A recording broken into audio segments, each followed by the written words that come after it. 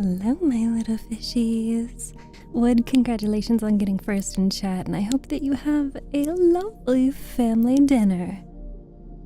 Hopefully we get to see you again later.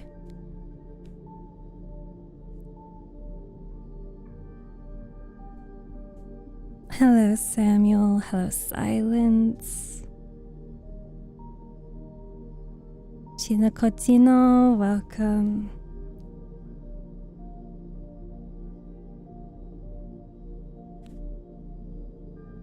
All right.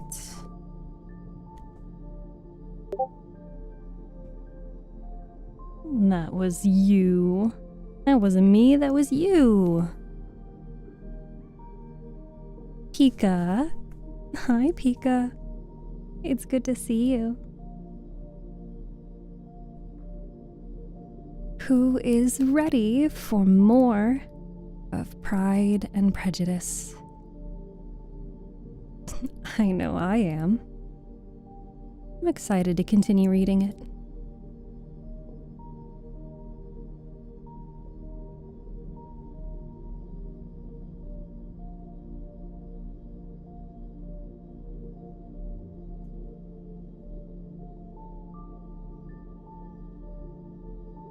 Hey, Genesis.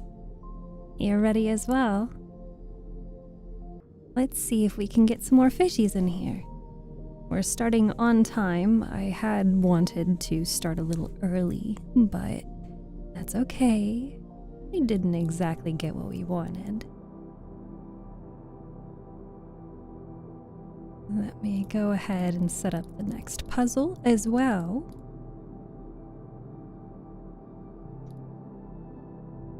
Start that. Your fishy teleported, yes. For every message you send in chat, your fish will move to a different spot. Okay, the puzzle has started. Just 1 second. 1 second, Colton. Let me move that back into place. Move that. There you go. Now you can see me.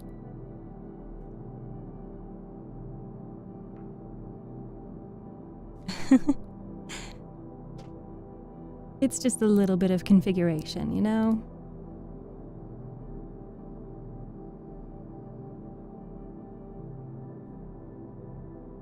Hi, Adrian Panda. Ooh, gotta press this button. I'm fast. You're fast at teleporting, or you're fast at something else? Okay, well, the next puzzle is up. No one here yet? No, I'm just a small streamer, Colton. It takes a while before we even get like maybe 5 viewers on TikTok. I meant to say AF, but oh, okay. You're fast as fuck. Hi, dogs. Hi, Dark Link. Hi, Anxiety. Hi, Baifu. Welcome, my dear fishies. Welcome, welcome. I hope you are all ready for story time today. Let me go ahead. Is this the Steph I see? Yes, indeed it is. That's better hand tracking. Thank you, dogs. Commenting here so Twitch knows I'm not a bot. Yes, if you want, thank you for the kissies. If you want to make sure that Twitch and their messed up, system and AI and whatever doesn't recognize you as a bot and then not count you as a viewer, you should send a message in chat so you get a fishy. You already know what time it is? I love you. Young Waffle, hello. I love you too, thank you. It is 3:03 p.m. Thank you for the hydrate. Does anybody want to guess what flavor electrolytes I have? I listened to all of Ghost Station. Really? What did you think of it? Tell me your thoughts on the book. I think it's nice. Hi, Aborson. And Alan, thank you so much for the heart puff. Thank you for the gift. Milo, it's good to see you as well. Hello, so many lovely fishies. Oh, I love getting to see all of you. Raspberry, grape, purple. No, not correct. This time it is a citrus. It was really good, kept me listening the whole time. Oh, I really liked Ghost Station. I actually, when I read that book, I absolutely destroyed my sleep schedule. Where's my fishy at? Yes, Colton, it is on Twitch only. Twitch and YouTube, but there's 2 live streams going on YouTube right now. There's horizontal and there's vertical, but we're trying to reach Twitch partners. So ideally, if you could join us on Twitch, that would be ideal. Is dragon fruit technically a citrus? I think it's a fruit.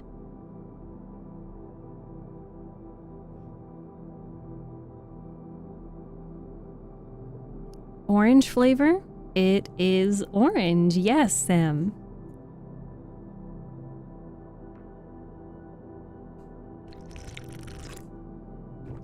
I have currently orange flavor. Dog, hi. Said tangerine. I didn't even see that. Sorry. Not technically tangerine, but I mean, you were close, I think.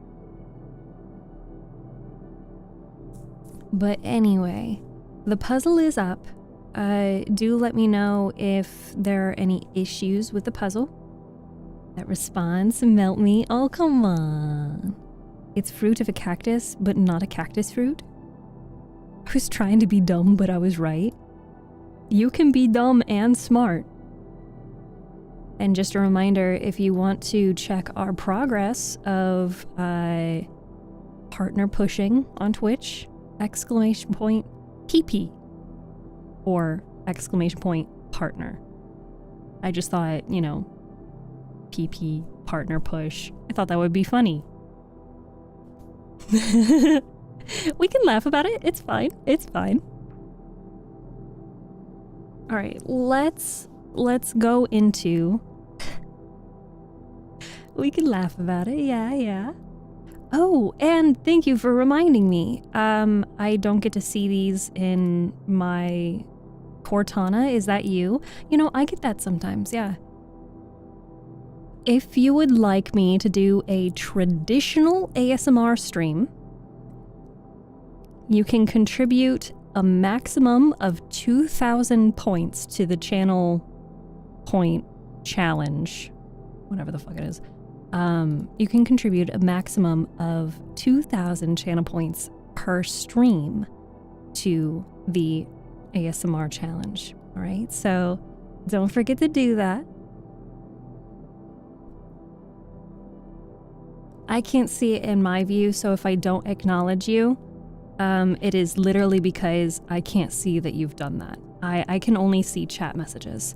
Just wanted to foremention that, It's per stream? Yes, it's per stream. I have to be live in order for you to submit your channel points.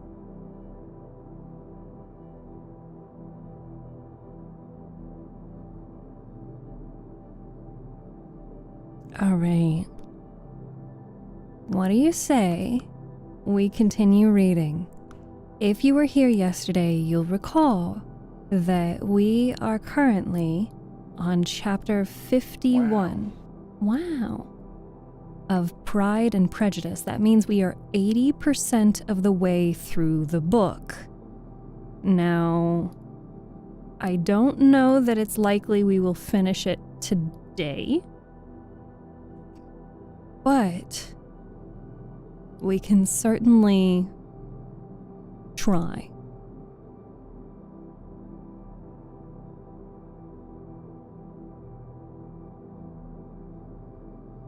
Put a 1 in chat if you're ready. Hi, Dova. It's good to see you. Thank you so much for being here.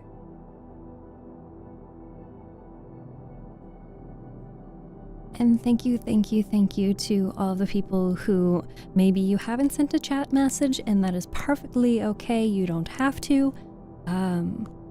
Hopefully Twitch doesn't, read you as a bot or any of that. Hi, Kamakura. Hi, Wish. Special forehead kisses to you. We love Wish here. If you guys don't know Wish, please go follow Wish.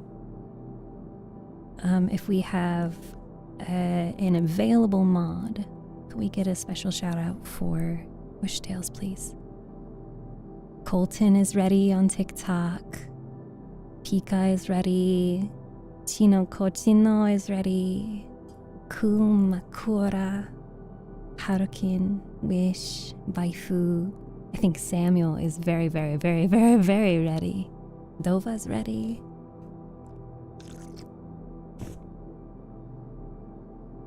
Oh, you are perfectly fine, Pika. Hi, Ranger, welcome. We're gonna start reading now, alright? Let's do the close-up cam to start. Normally we don't do this cam to start. Let's do this camera to start, alright? So then I'm gonna go ahead and do that button. I just woke up. It's getting some more rest here.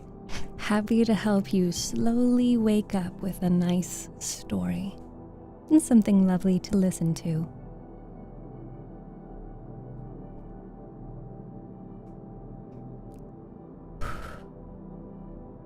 Okay.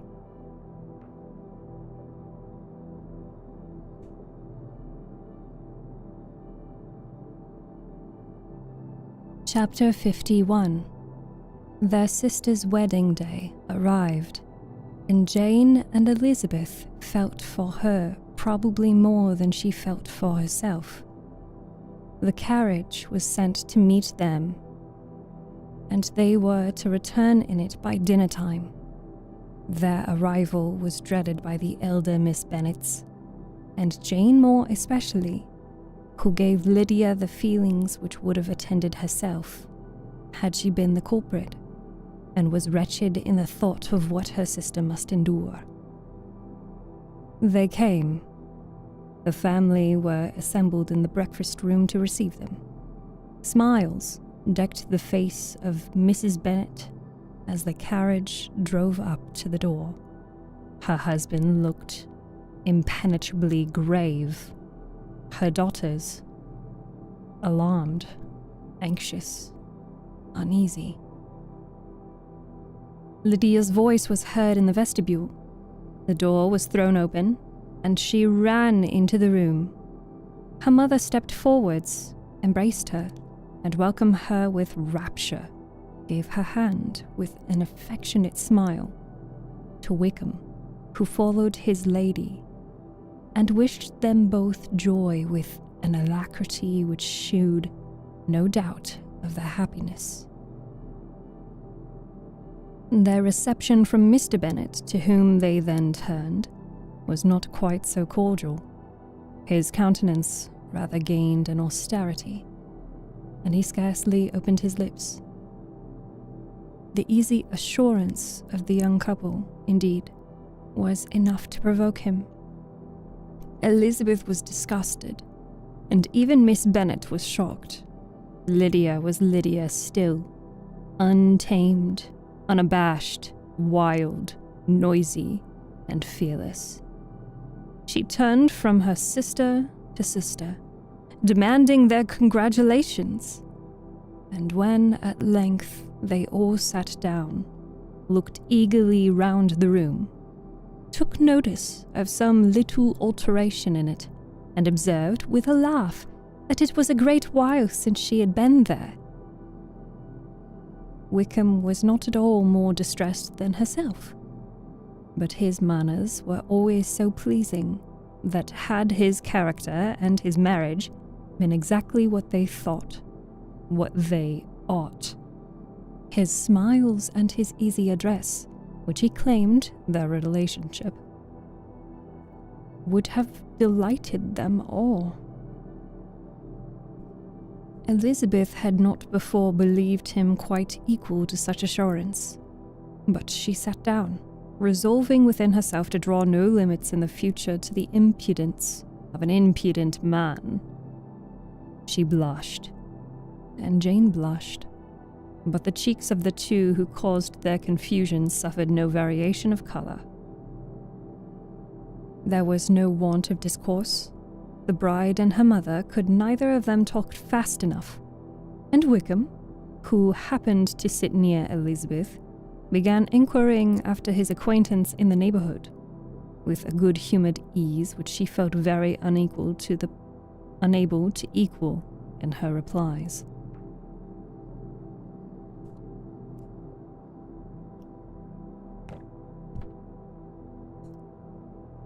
They seemed, each of them, to have the happiest memories in the world. Nothing of the past was recollected with pain, and Lydia led voluntarily to subjects which her sisters would not have alluded to for the world. "Only think of its being 3 months," she cried, "since I went away. It seems but a fortnight, I declare. And yet, there have been things enough happened in that time. Good gracious! When I went away, I am sure I had no more idea of being married till I came back again. Though, I thought it would be very good fun if I was." Her father lifted up his eyes. Jane was distressed. Elizabeth looked expressively at Lydia. But she, who never heard nor saw anything of which she chose to be insensible, gaily continued. "Oh, Mama, do the people hereabouts know I'm married today? I was afraid they might not, and we overtook William Goulding in his curricle, so I was determined he should know it.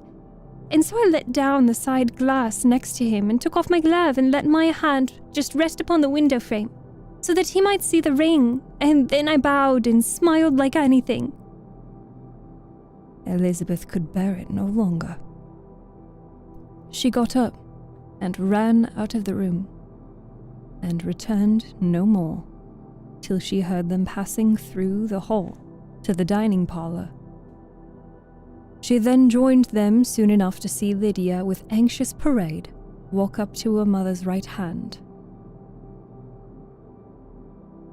and hear her say to her eldest sister, "Ah, Jane, I take your place now, and you must go lower because I am a married woman." It was not to be supposed that time would give Lydia that embarrassment from which she had been so wholly free at first. Her ease and good spirits increased. She longed to see Mrs. Phillips, the Lucases, and all their other neighbours, and to hear herself called Mrs. Wickham by each of them. And in the meantime, she went after dinner to show her ring and boast of being married to Mrs. Hill and the 2 housemaids. "Well, Mama," she said, when they were all returned to the breakfast room, "and what do you think of my husband? Is not he a charming man? I am sure my sisters must all envy me. I only hope they may have half my good luck. They must all go to Brighton. That is the place of husbands. What a pity it is, Mama. We did not all go." "Very true, and if I had my will, we should. But my dear Lydia, I don't at all like your going off in such a way. Must it be so?" "Oh, Lord, yes! There is nothing in that. I shall like it of all things. You and Papa and my sisters must come down and see us. We shall be at Newcastle all the winter, and I dare say there will be some balls, and I will take care to get a good partner for them all." "I should like it beyond anything," said her mother. "And then when you go away, you may leave 1 or 2 of my sisters behind you, and I dare say I shall get husbands for them before the winter is over." "I thank you for my share of the favour," said Elizabeth, "but I do not particularly like your way of getting husbands." Their visitors were not to remain above 10 days with them, Mr. Wickham had received his commission before he left London, and he was to join his regiment at the end of a fortnight. No one but Mrs. Bennet regretted that their stay would be so short, and she made the most of the time by visiting about her with her daughter and having very frequent parties at home. Those parties were acceptable to all. To avoid a family circle was even more desirable to such as did think than such as did not.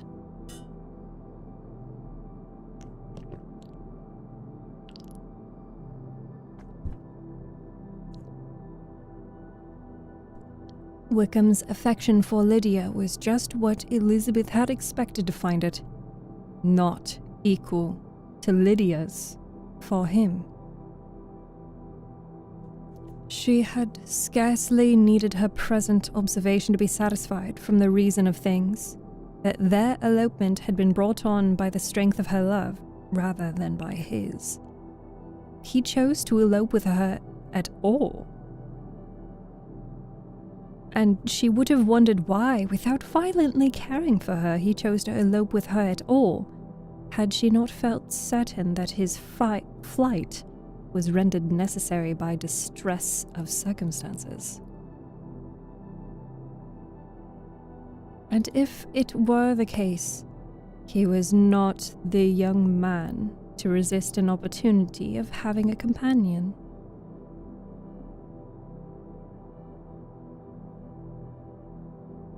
Lydia was exceedingly fond of him. He was her dear Wickham on every occasion. No one was to be put in competition with him.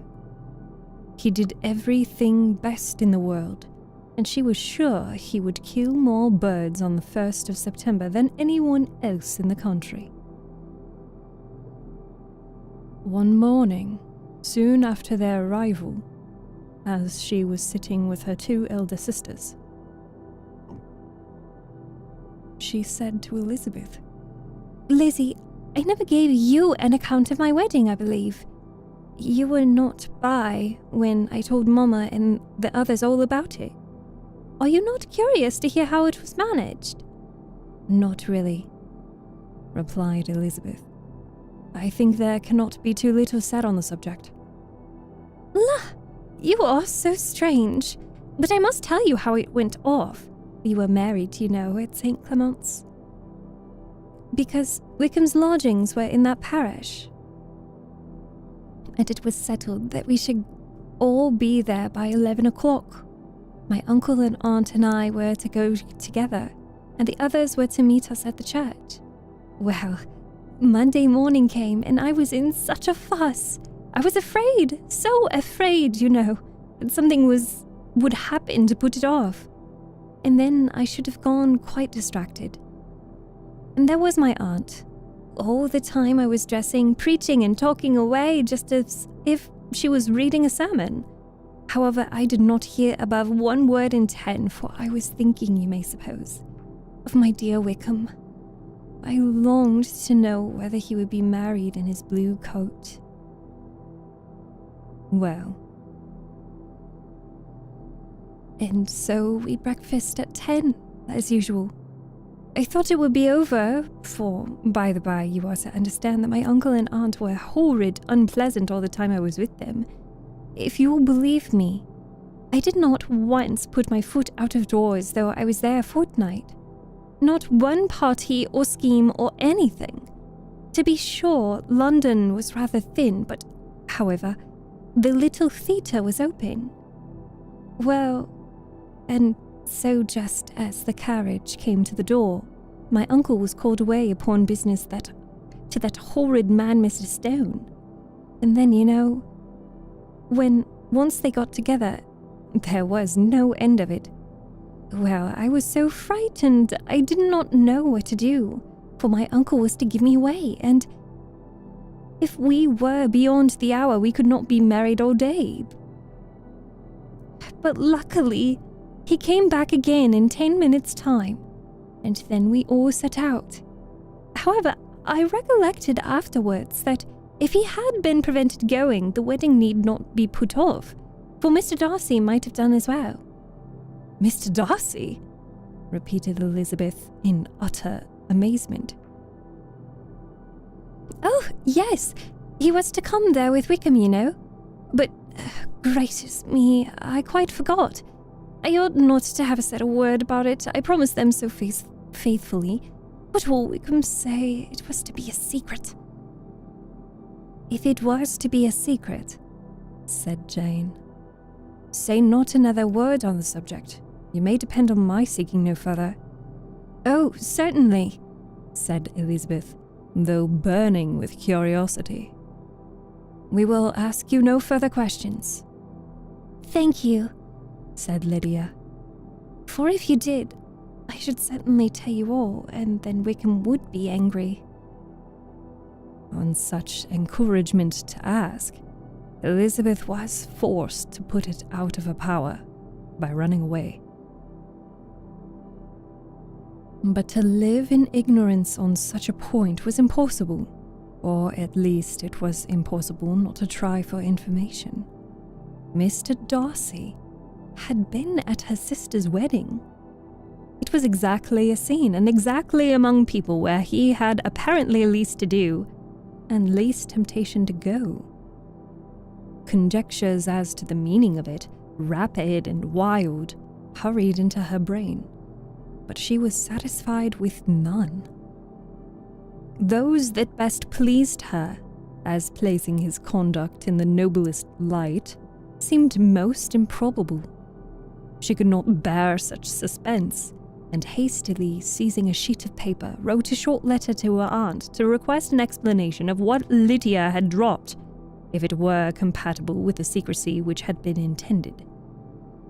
You may readily comprehend, she added, what my curiosity must be to know how a person unconnected with any of us, and comparatively speaking a stranger to our family, should have been amongst you at such a time. Pray write instantly, and let me understand it, unless it is for very cogent reasons to remain a secret, which Lydia seems to think necessary, and then I must endeavour to be satisfied with ignorance. Not that I shall, though, she added to herself as she finished writing the letter. And my dear aunt, if you do not tell me in an honourable manner, I shall certainly be reduced to tricks and stratagems to find it out. Jane's delicate sense of humour would not allow her to speak to Elizabeth privately of what Lydia had let fall. Elizabeth was glad of it, till it appeared whether her inquiries would receive any satisfaction. She had rather be without a confidant.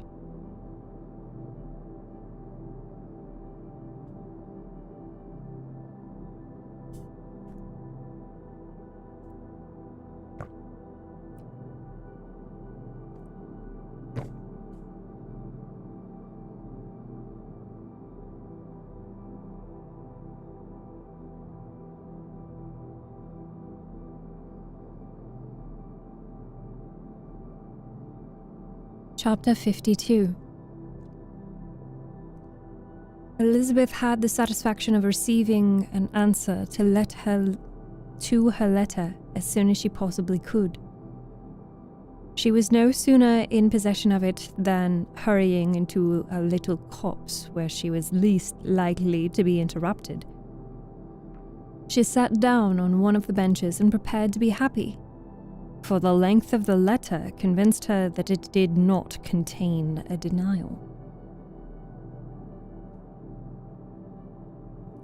Gracechurch Street, September 6.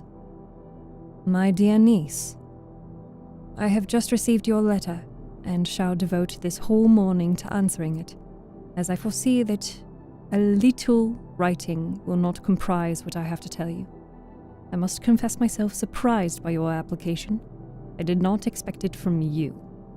Don't think me angry, however, for I only mean to let you know that I had not imagined such inquiries be necessary on your side. If you do not choose to understand me, forgive my impertinence. Your uncle is as much surprised as am I. And nothing but the belief of your being a party concerned would have allowed him to act as he had done. If you are really innocent and ignorant, I must be more explicit. On the very day of my coming home from Longbourn, your uncle had an unexpected visitor. Had a most unexpected visitor. Mr. Darcy called and was shut up with him for several hours.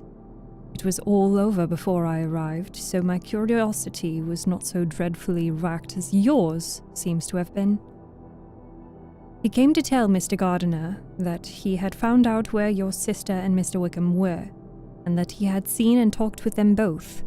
Wickham, repeatedly, Lydia, once.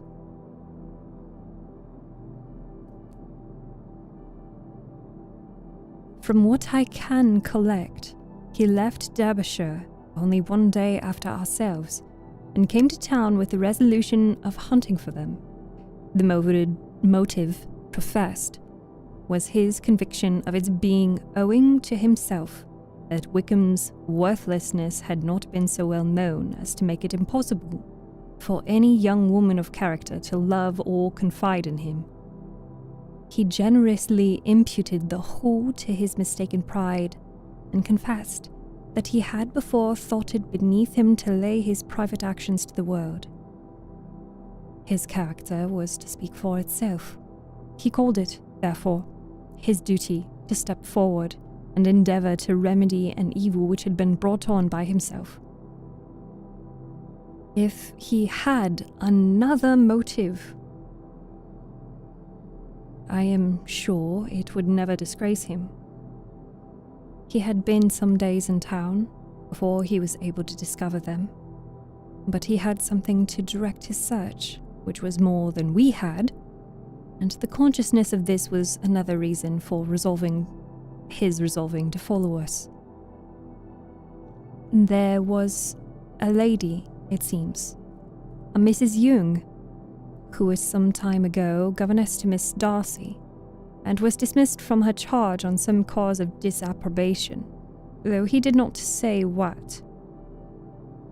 She then took a large house in Edward Street, and has since maintained herself by letting lodgings. This Mrs. Young was, he knew, intimately acquainted with Wickham, and he went to her for intelligence of him as soon as he got to town, but it was 2 or 3 days before he could get from her what he wanted. She would not betray her trust, I suppose, without bribery or corruption, for she really did know where her friend was to be found. Wickham indeed had gone to her on their first arrival in London, and had she been able to receive them into her house, they would have taken up their abode with her. At length, however, our kind friend procured the wished-for direction. They were in Street. He saw Wickham, and afterwards insisted on seeing Lydia. His first object with her, he acknowledged, had been to persuade her to quit her present disgraceful situation and return to her friends as soon as they could be prevailed on to receive her, offering his assistance as far as it would go. But he found Lydia absolutely resolved on remaining where she was. She cared for none of her friends. She wanted no help of his. She would not hear of leaving Wickham. She was sure they should be married some time or other, and it did not much satisfy when. Since such were her feelings, it only remained, he thought, to secure and expedite a marriage, which, in his very first conversation with Wickham, he easily learned had never been his design. He confessed himself obliged to leave the regiment on account of some debts of honour, which were very pressing, and scrupled not to lay all the ill consequences of Lydia's flight on her folly alone. He meant to resign his commission immediately, and as to his future situation, he could conjecture very little about it.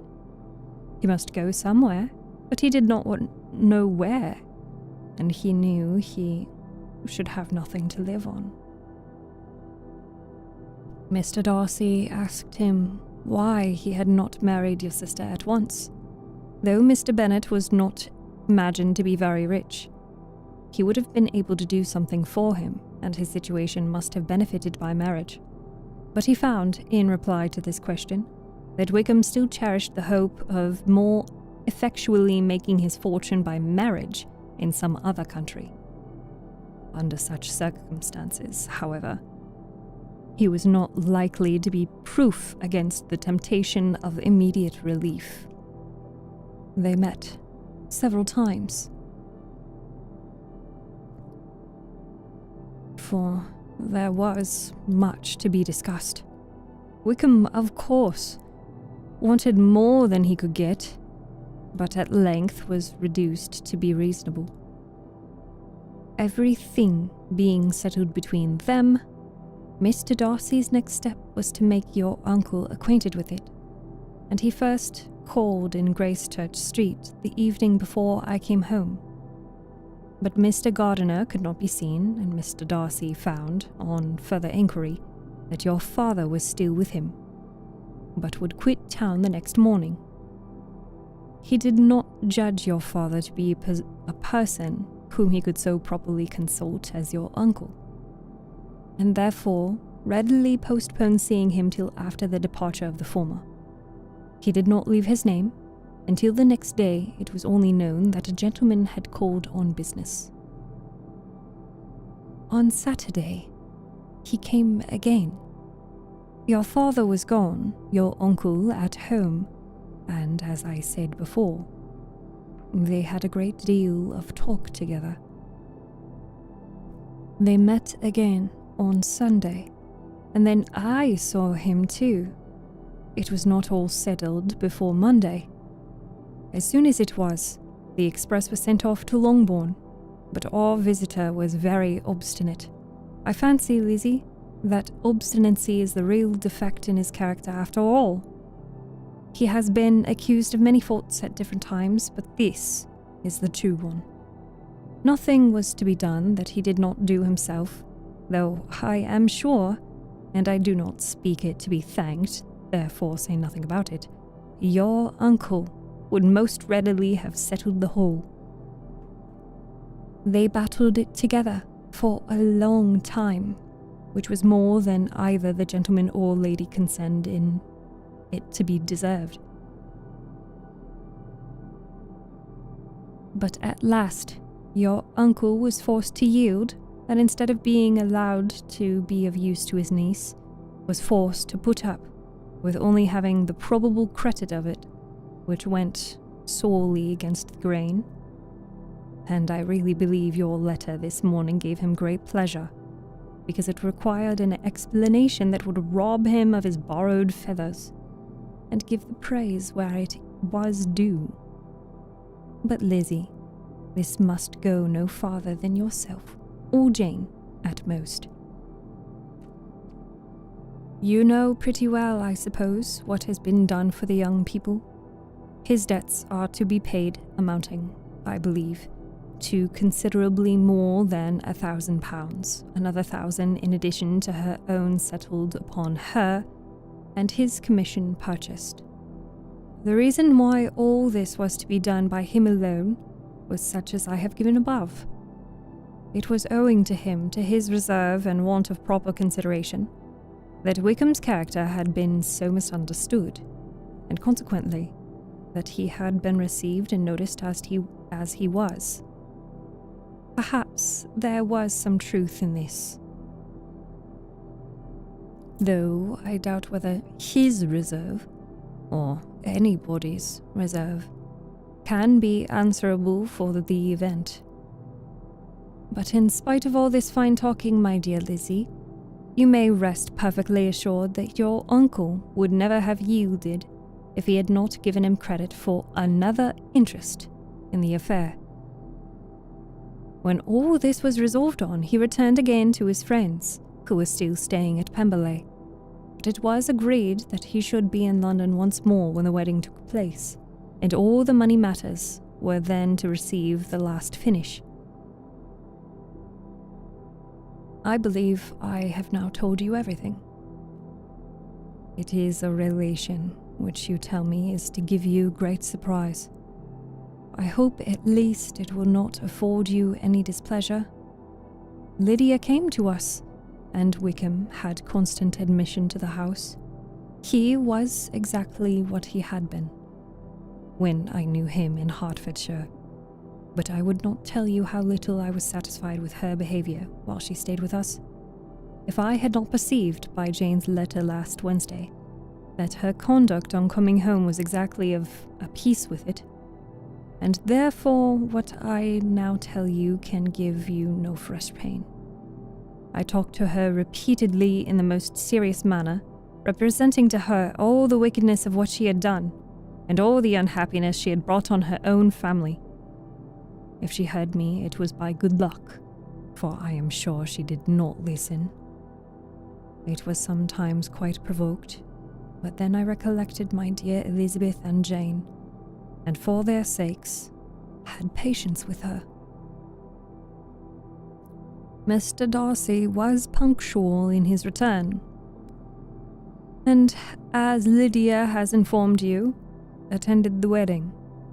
He dined with us the next day, and was to leave town again on Wednesday or Thursday. Will you be very angry with me, my dear Lizzie, if I take this opportunity of saying, what I was never bold enough to say before, how much I like him? His behaviour to us has, in every respect, been as pleasing as when we were in Derbyshire.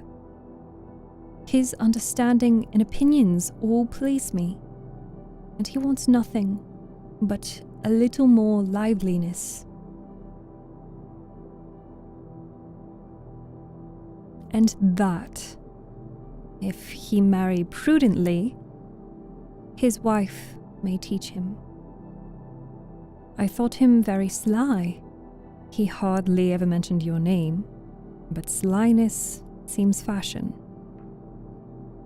Pray, forgive me if I have been very presuming, or at least do not punish me so far as to exclude me from P.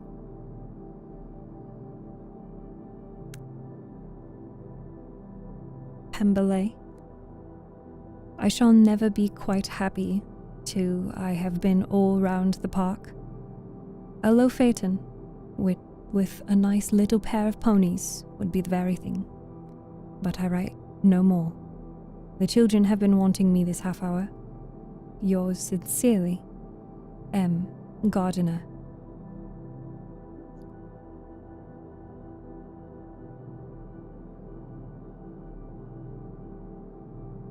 The contents of this letter threw Elizabeth into a flutter of spirits, in which it was difficult to determine whether pleasure or pain bore the greatest share. The vague and unsettled suspicions which uncertainty had produced of what Mr. Darcy might have been doing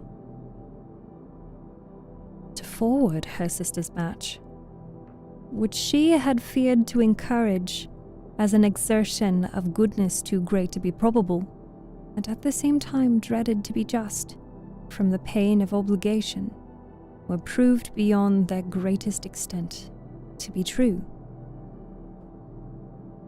He had followed them purposely to town. He had taken on himself all the trouble and mortification attendant on such a research, in which supplication had been necessary to a woman whom he must abominate and despise, and where he was reduced to frequently meet, reason with, persuade, and finally bribe the man whom he always most wished to avoid, and whose very name it was punishment to him to pronounce. He had done all this for a girl whom he could neither regard nor esteem. Her heart did whisper that he had done it for her, but It was a hope shortly checked by other considerations. She soon felt that even her vanity was insufficient when required to depend on his affection for her.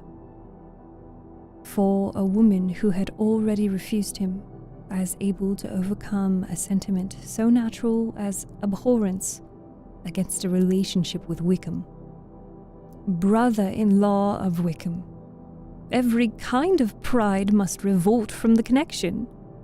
He had, to be sure, done much. She was ashamed to think how much. But he had given a reason for his interference, which was asked, no extraordinary stretch of belief. It was reasonable that he should feel he had been wrong. He had liberality, and he had the means of exercising it. And though she would not place herself as his principal inducement, she could perhaps believe that remaining partiality for her might assist his endeavors in a cause where her peace of mind must be materially concerned. It was painful, exceedingly painful, to know that they were under obligations to a person who could never receive a return.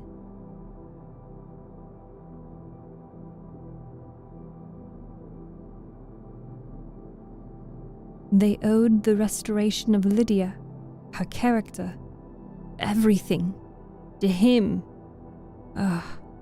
How heartily did she grieve over every ungracious sensation she had ever encouraged, every saucy speech she had ever directed towards him. For herself, she was humbled, but she was proud of him, proud that in a cause of compassion and honor, he had been able to get the better of himself. She read over her aunt's commendation of him again and again. It was hardly enough, and it pleased her. She was even sensible of some pleasure, though mixed with regret, on finding how steadfastly both she and her uncle had been persuaded that affection and confidence subsisted between Mr. Darcy and herself. She was roused from her seat and her reflections by someone's approach, and before she could strike into another path, she was overtaken by Wickham. "I am afraid I interrupt your solitary ramble, my dear sister," said he as he joined her. "You certainly do," she replied with a smile. "But it does not follow that the interruption must be unwelcome." "I should be sorry indeed if it were. We were always good friends, and now we are better." "True. Are the others coming out?" "I do not know. Mrs. Bennet and Lydia are going in the carriage to Meryton. And so, my dear sister, I find from our uncle and aunt that you have actually seen Pemberley." She replied in the affirmative. "I almost envy you the pleasure, and yet I believe it to be too much for me, or else I could take it in my way to Newcastle. And you saw the old housekeeper, I suppose? Poor Reynolds. She was always very fond of me. But, of course, she did not mention my name to you." "Yes, she did." "And what did she say?" "That you were gone into the army, and she was afraid had not turned out well. At such a distance as that, you know, things are strangely misinterpreted." "Certainly," he replied, biting his lips. Elizabeth had hoped she had silenced him, but he soon afterwards said, "I was surprised to see Darcy in town last month. We passed each other several times. I wonder what he can be doing there." "Perhaps preparing for his marriage with Miss de Bourgh," said Elizabeth. "It must be something particular to take him there at this time of the year." "Undoubtedly. Did you see him while you were at Lambton? I thought I understood from the gardeners they two had. Yes. He introduced us to his sister. And do you like her? Very much. I have heard, indeed, that she is uncommonly improved within this year or two. When I last saw her, she was not very promising. I'm very glad you liked her. I hope she will turn out well. I dare say she will. She has got over the most trying age. Did you go by the village of Kympton? I do not recollect that we did. I mention it because it is the living which I ought to have had. Most delightful place. Excellent parsonage house. It would have suited me in every respect. How should you have liked making salmons? Exceedingly well. I should have considered it as part of my duty, and the exertion would soon have been nothing. Or not to repine, but to be sure, it would have been such a thing for me. The quiet, the retirement of such a life would have answered all my ideas of happiness, but it was not to be. Did you ever hear Darcy mention the circumstance when you were in Kent? I have heard from authority, which I thought as good, that it was left to you conditionally only, and at the will of the present patron. You have. Yes. There was something in that. I told you so from the first, you may remember. I did hear, too, that there was a time when salmon making was not so palatable to you as it seems to be at present. That you actually declared your resolution of never taking orders, and the business had been compromised accordingly.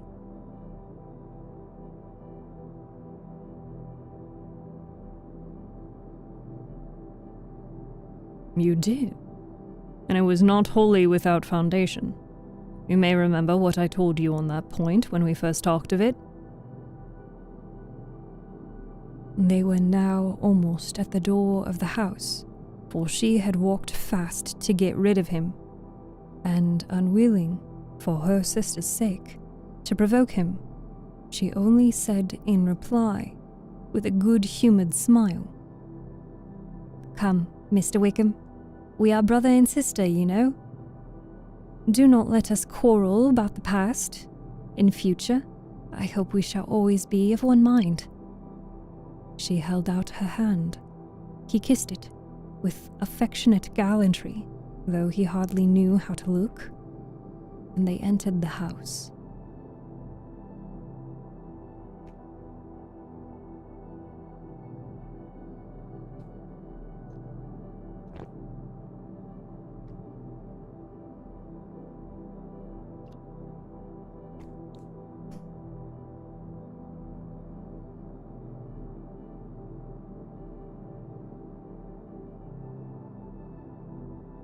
Chapter 53.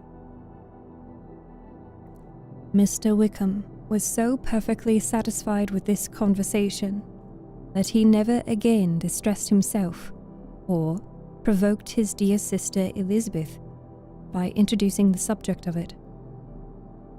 And she was pleased to find that she had said enough to keep him quiet.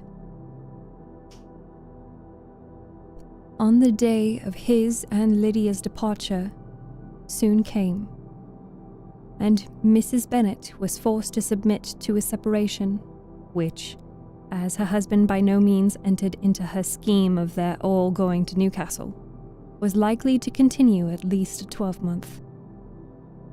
"Oh, my dear Lydia," she cried, "when shall we meet again?" "Oh, Lord, I don't know. Not these 2 or 3 years, perhaps." "Write to me very often, my dear." "As often as I can, but you know married women have never much time for writing. My sisters may write to me. They will have nothing else to do." Mr. Wickham's adieus were much more affectionate than his wife's. He smiled, looked handsome, and said many pretty things. "He is a fine fellow," said Mr. Bennet, as soon as they were out of the house, "as I ever saw. He simpers and smirks, and makes love to us all. I am prodigiously proud of him. I defy even Sir William Lucas himself to produce a more valuable son-in-law." The loss of her daughter made Mrs. Bennet very dull for several days. "I often think," said she, "that there is nothing so bad as parting with one's friends. One seems so forlorn without them." "This is the consequence, you see, madam, of marrying a daughter," said Elizabeth. "It must make you better satisfied than your other 4 are single." "It is no such thing. The dear does not leave me because she is married, but only because her husband's regiment happens to be so far off. If that had been near, she would not have gone so soon." But the spiritless condition which this event threw her into was shortly relieved, and her mind opened again to the agitation of hope by an article of news which then began to be in circulation. The housekeeper at Netherfield had received orders to prepare for the arrival of her master, who was coming down in a day or two to shoot there for several weeks. Mrs. Bennet was quite in the fidgets. She looked at Jane and smiled and shook her head by turns. "Well, well, and so Mr. Bingley is coming down."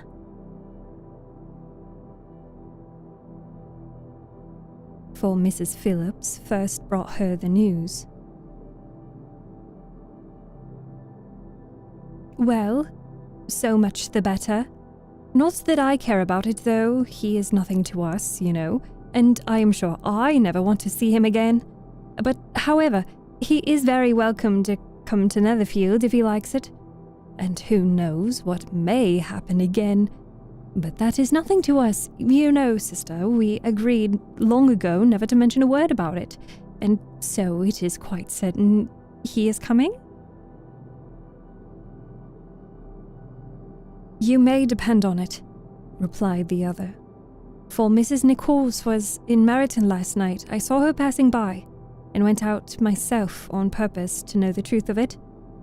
And she told me that it was certainly true. He comes down on Thursday at the latest, very likely on Wednesday. She was going to the butcher's, she told me, on purpose to order some meat on Wednesday, and she has got 3 couple of ducks, just fit to be killed." Miss Bennet had not been able to hear of his coming without changing colour. It was many months since she had mentioned his name to Elizabeth. But now, as soon as the two were alone together, she said, "I saw you look at me today, Lizzie, when my aunt told us of the present report. And I know I appeared distressed. I don't imagine it was from my silly cause. I was only confused for the moment, because I felt that I should be looked at. I do assure you that the news does not affect me either with pain or pleasure. I am glad of one thing, that he comes alone. But we shall see less of him. Not that I am afraid of myself, but I dread of other people's remarks." Elizabeth did not know what to make of it. Had she not seen him in Derbyshire, she might have supposed him capable of coming there with no other view than what has acknowledged. But she still thought him partial to Jane, and she wavered as to the greater probability of his coming there with his friend's permission, or being bold enough to come without. "Yet, it is hard," she sometimes thought, "that this poor man cannot come to a house which he has legally hired without raising all this speculation. I will leave him to himself." In spite of what her sister declared, and really believed to be her feelings in the expectation of his arrival, Elizabeth could easily perceive that her spirits were affected by it. They were more disturbed, more unequal than she had often seen them. The subject, which had been so warmly canvassed between their parents about 12 months ago, was now brought forward again. "As soon as ever Mr. Bingley comes, my dear," said Mrs. Bennet. "You will wait on him, of course?" No. You forced me into visiting him last year, and promised if I went to see him, he should marry one of my daughters.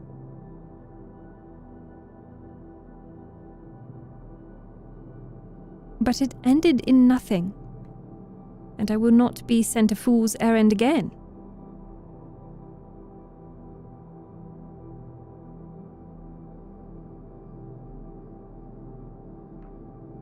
That was the wrong voice. It'd be crazy that I actually pay attention enough to know who's speaking. That sounds like it's a good time for water.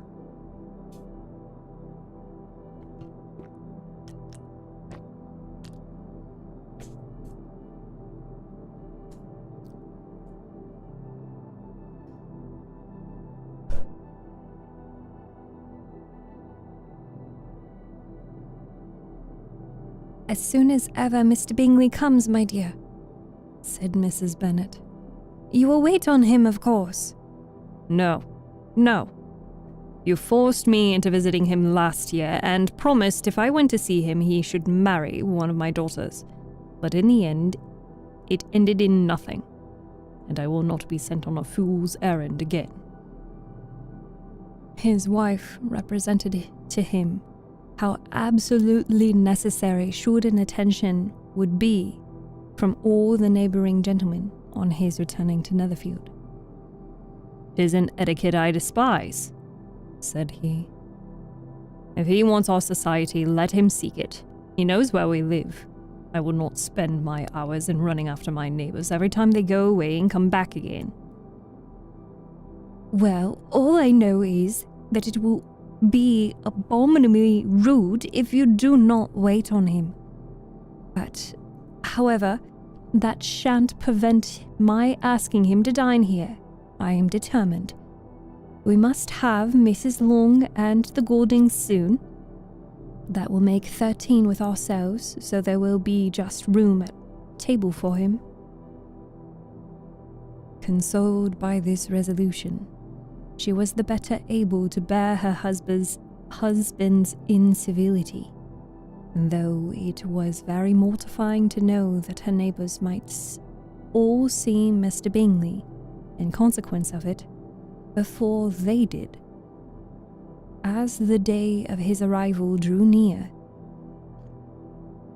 "I begin to be sorry that he comes at all," said Jane to her sister. "It would be nothing. I could see him with perfect indifference, but I could hardly bear to hear it thus perpetually talked of. My mother means well, but she does not know. No one can know how much I suffer from what she says. Happy shall I be when his stay at Netherfield is over."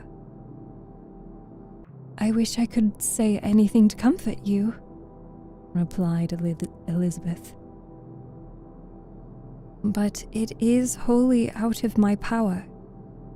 You must feel it, and the usual satisfaction of preaching patience to a sufferer is denied me, because you have always so much."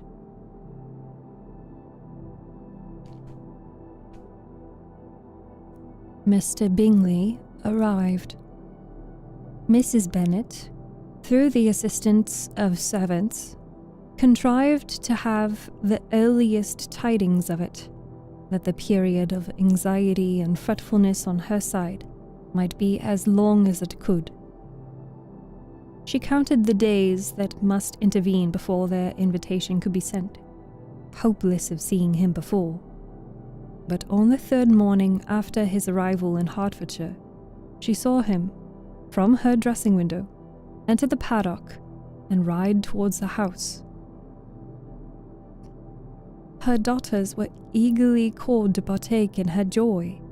Jane resolutely kept her place at the table, but Elizabeth, to satisfy her mother, went to the window. She looked.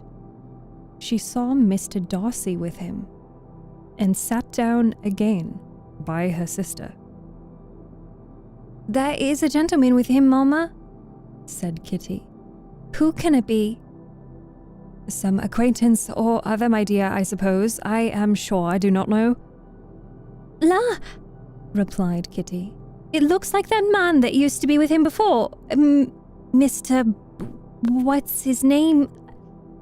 That tall, proud man." "Good gracious, Mr. Darcy! And so it does, I vow. Well, any friend of Mr. Bingley's will always be welcome here, to be sure, but else I must say that I hate the very sight of him." Jane looked at Elizabeth with surprise and concern. She knew but little of their meeting in Derbyshire, and therefore felt for the awkwardness which must attend her sister in seeing him almost the first time after receiving his explanatory letter. Both sisters were uncomfortable enough. Each felt for the other, and of course for themselves.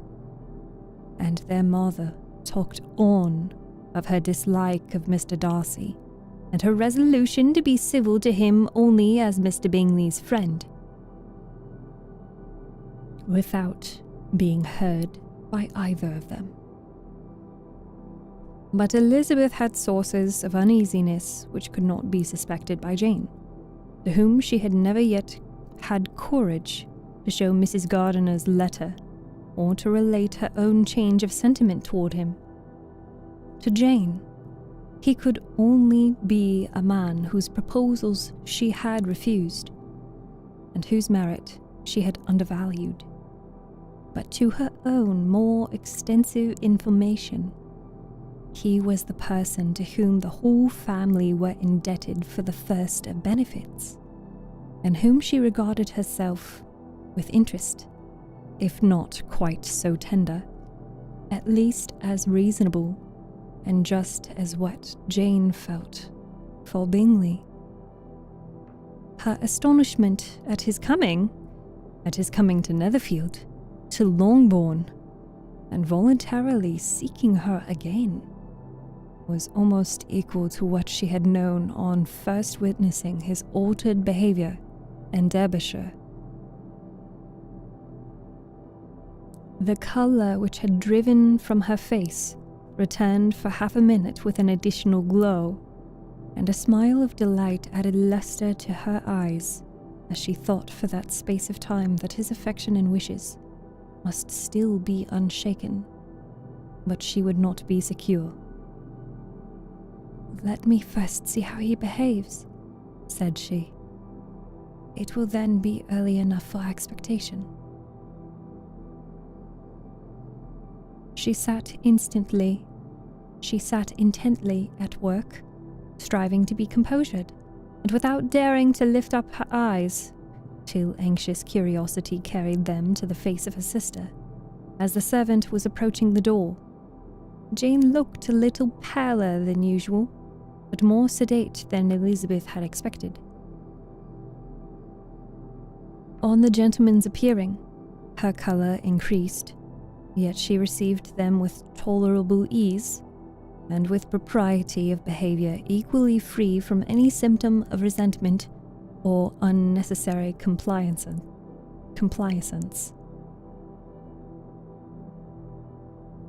Elizabeth said as little to either as civility would allow, and sat down again to her work, with an eagerness which it did not often command. She had ventured only one glance at Darcy. He looked serious, as usual, and she thought more as he had been used to look in Hertfordshire than she had seen him at Pemberley. But perhaps he could not, in her mother's presence, be what he was before her uncle and aunt. It was a painful, but not an improbable conjecture. Bingley she had likewise seen for an instant, and in that short period saw him looking both pleased and embarrassed. He was received by Mrs. Bennet with a degree of civility which made her two daughters ashamed, especially when contrasted with the cold and ceremonious politeness of a curtsy and address to his friend. Elizabeth particularly, who knew that her mother owed the latter the preservation of her favourite daughter from irremediable infamy, was hurt and distressed to a most painful degree by a distinction so ill implied. Darcy, after inquiring of her how Mr. and Mrs. Gardiner did, a question which she could not answer without confusion, said scarcely anything. He was not seated by her. Perhaps that was the reason of his silence, but it had not been so in Derbyshire. There, he had talked to her friends, when he could not to herself.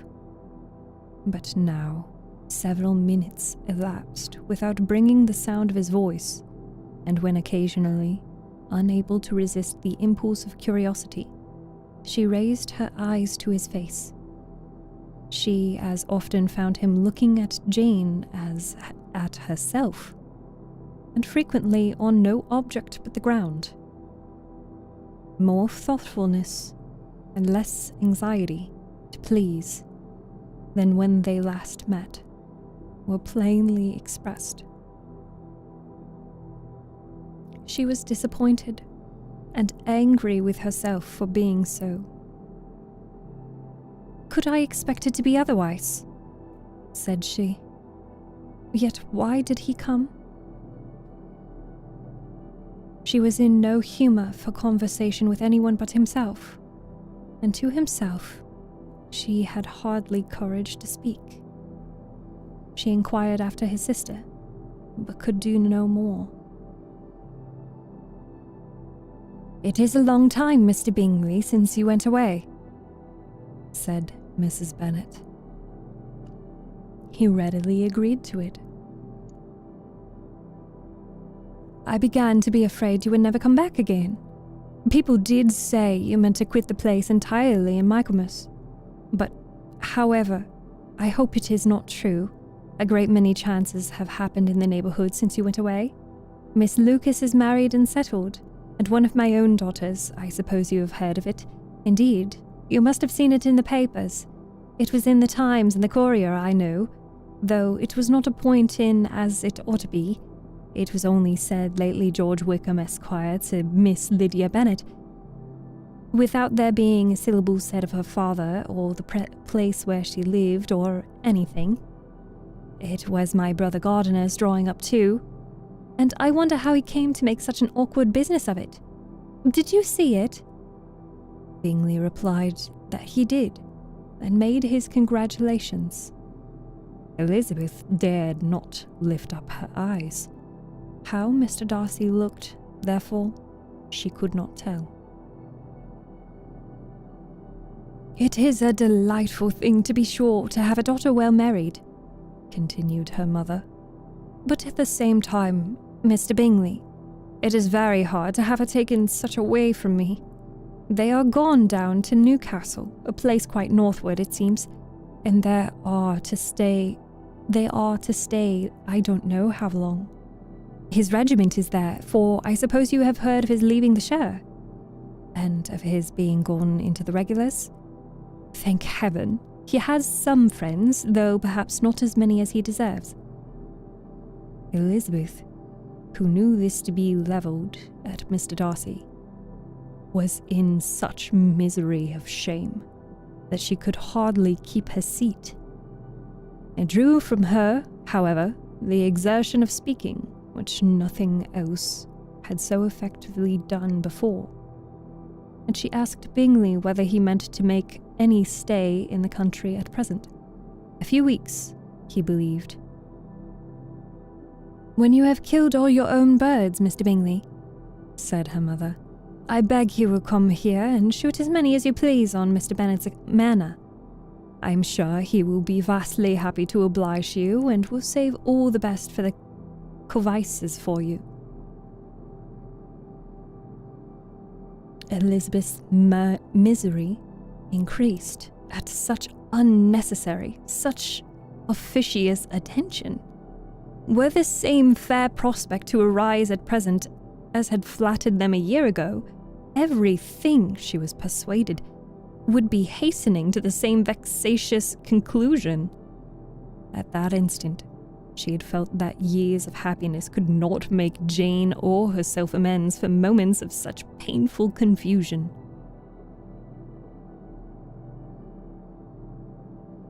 "The first wish of my heart," she said to herself, "is never more to be in company with either of them. The society can afford no pleasure that will atone for such wretchedness as this. Let me never see either one or the other again."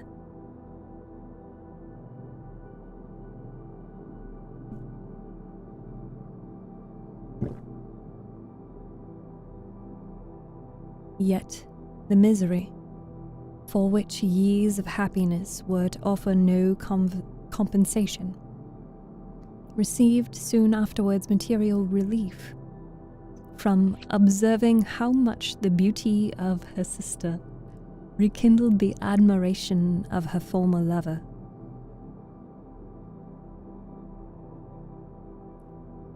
When first he came in, he had spoken to her but little, but every 5 minutes seemed to be giving her more of his attention. He found her as handsome as she had been last year, as good-natured and as unaffected, though not quite so chatty. Jane was anxious that no difference should be perceived in her at all, and was really persuaded that she talked as much as ever. But her mind was so busily engaged, she did not always know when she was silent. When the gentleman rose to go away, Mrs. Bennet was mindful of her intended civility, and they were invited and engaged to dine at Longbourn in a few days' time. "You are quite a visit in my debt, Mr. Bingley," she added, "for when you went to town last winter you promised to take a family dinner with us as soon as you returned. I have not forgot, you see, and I assure you I was very much disappointed that you did not come back and keep your engagement." Bingley looked a little silly at this reflection, and said something of his concern at being prevented by business. They then went away.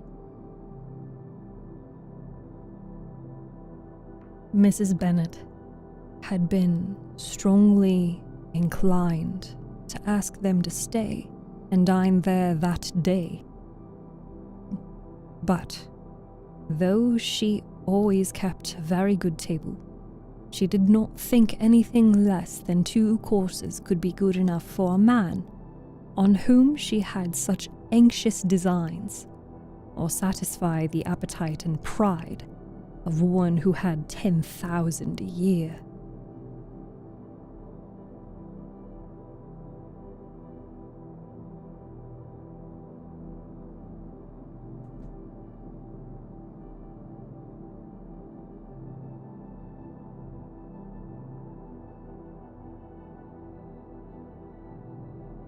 Okay, we will take a little bit of a pause. Hi Theoden, hi Panini, hi King Panda, hi Alex. Welcome, and thank you so much for joining me today. A couple of reminders for chat. If you would like a cute little fishy in the background, you should join us on Twitch and send a message in chat. You will get a fishy. And every chat message you send after that, your fishy will teleport to a different spot on the screen. You will also have access to more commands and games. You can gamble. You can play slots. You can exclamation point head pat and give me a head pat while I read. You can turn on and off the lights with exclamation point lights. And you can move the camera with exclamation point CAM cam. We are trying to push for partner on Twitch, so if you have a Twitch account, it would be super helpful and beneficial and contribute to the goal of getting us to 75 average viewers. I'm gonna finish my water now, and then I'm gonna take a little bit of a break to refill my water and go to the bathroom. And if you haven't gotten up or stretched or drink some water, I highly encourage you to do that as well, okay? Let's also turn the lights off. Hi, Devil Dog Fighter. It's good to see you again. Also, if you guys are new here, there's a couple of other really cool things that I never really explain. If you give bits on Twitch, they actually get thrown at me. So you can throw bits at me. If you subscribe, you throw a fishy at me. And the more months that you are subscribed, the more fishies get thrown at my face. If you gift a subscription to the community, there will be fireworks on the screen. And if you ever consider donating directly through my Streamlabs link, a really cool interaction will happen in which a giant whale will come in and will ragdoll me across the room. I think that one's pretty fun. Hi, Wolf Bro. Thank you so much for being here. If anybody would like to have 2 fishies, you can send a message on YouTube live chat. Let me pull it up so I can give you guys like the link or something. Copy. There we go. So if you guys would like to get another fishy, send a message in the YouTube live chat. Hi, Nick. Thank you so much for being here.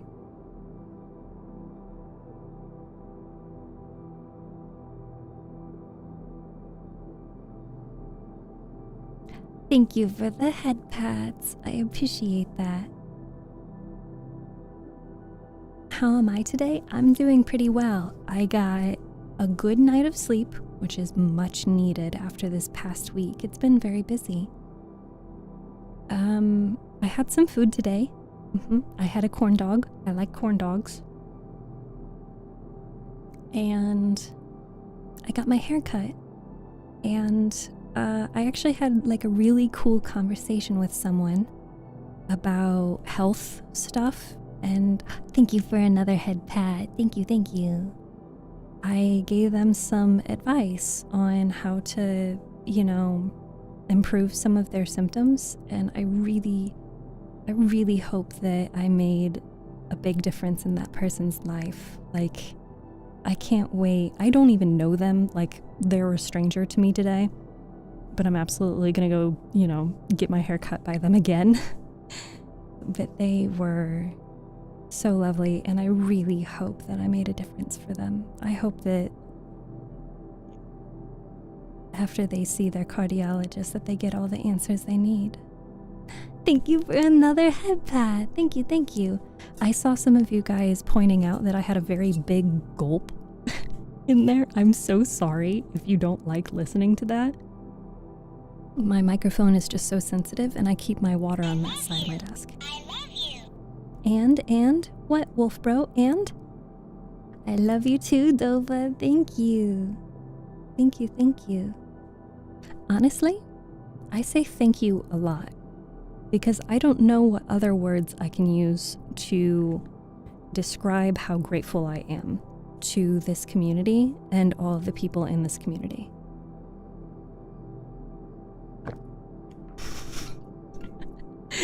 If you guys really want gulp ASMR,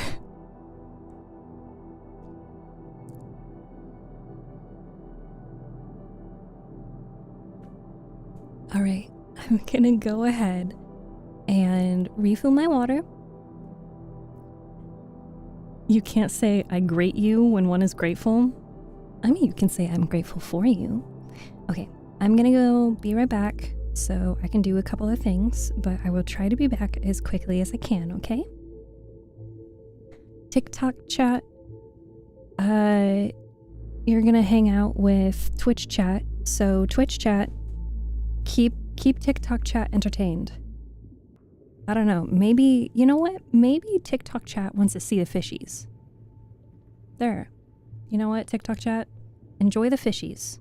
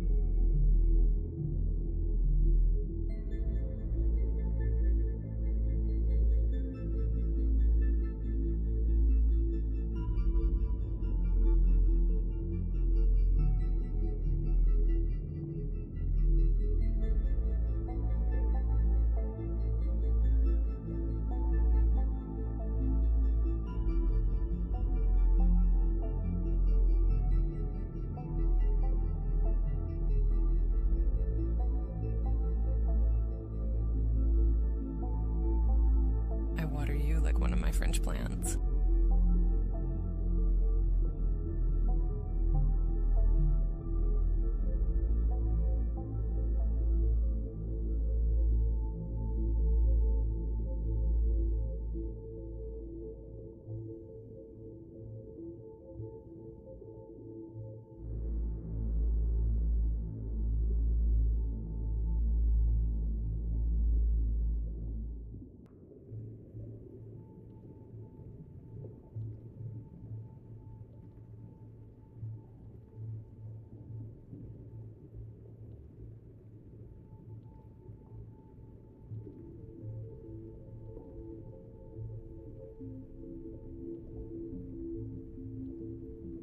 While you probably already knew that your body is made up of 70% water, did you also know that Daddy's thirsty?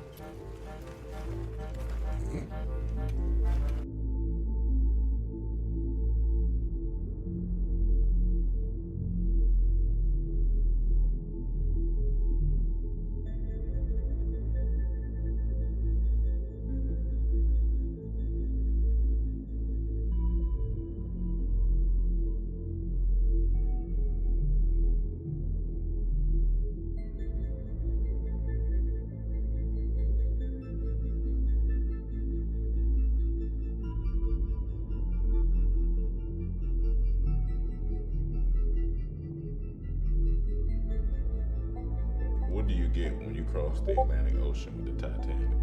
But halfway.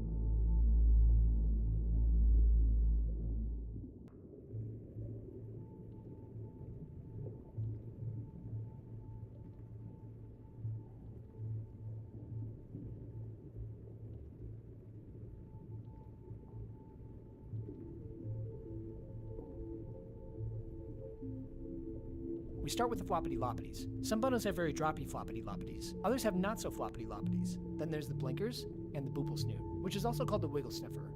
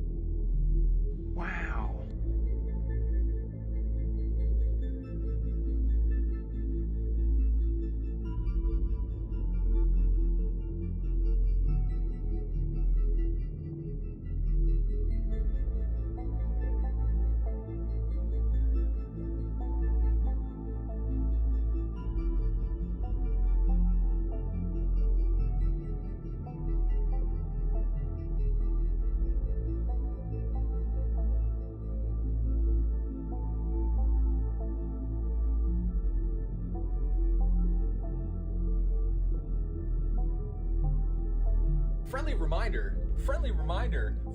This is an unfriendly reminder.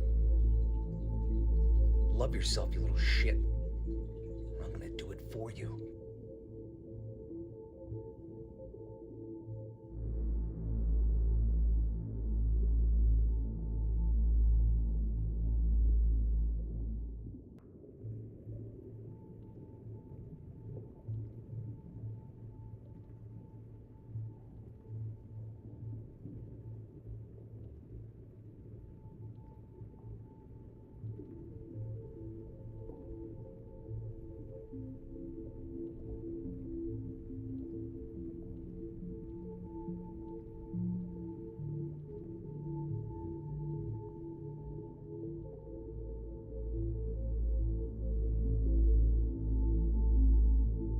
Have you guys been doing silly things again? What the skibbity toilet Ohio Sigma yacht consonant fan tracks is going on today? That answered it. Okay. Good talk. And hey, you've finished the puzzle. Alright, I'll go ahead and start the next puzzle. Yeah, you were caught red-handed, Harakin. Red-handed. Well, I guess technically Blurp is pink, so does that mean that you were caught pink-handed? Oh, man. Going up the stairs really takes some breath out of you.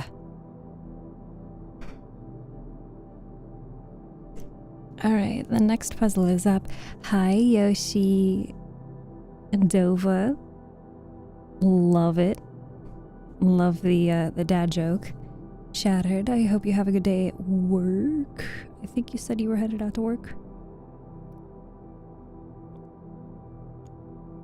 How do you call that person you always borrow from at school? Your borrow-ski?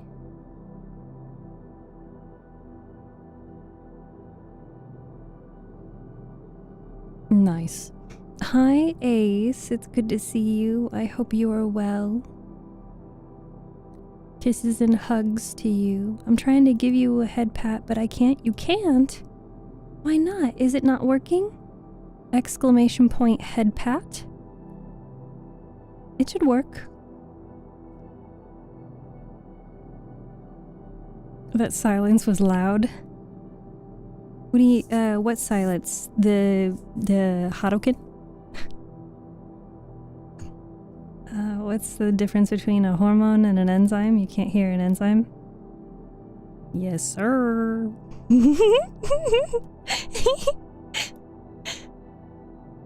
I really hope that one day we do get some fan art that I can use for puzzles, because that would be really cool. I like that.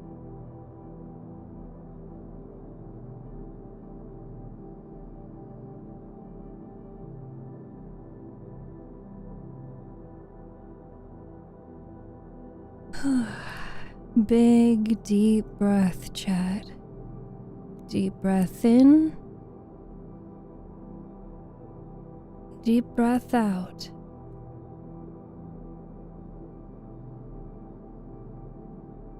Deep breath in.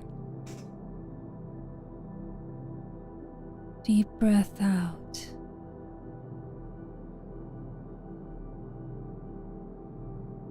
Good.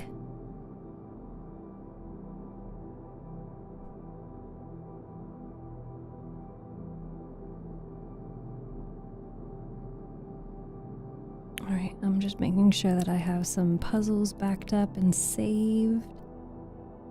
I can't spam? Spam? Exclamation point head pat shouldn't be spam. Oh, did the bot try to stop you, Wolf Bro? I'm sorry if it did. Okay, we are on chapter 54. My Kindle timer thing says that we have an hour and 50 minutes left in the book. I don't know if we will stream for all of that time. I don't think so.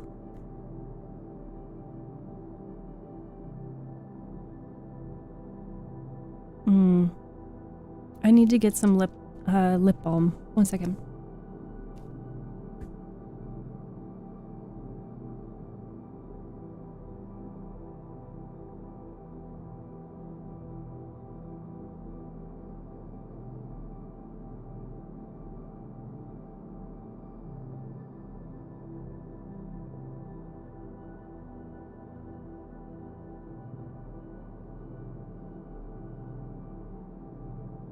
Okay. That was all quick like. Hi, Christian. Welcome and thank you for joining us on TikTok.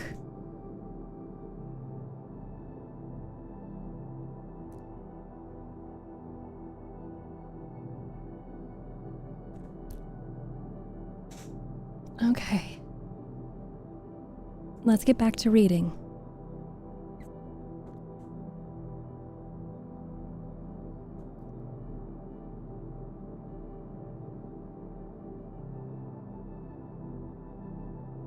We good? We good? I think we're good.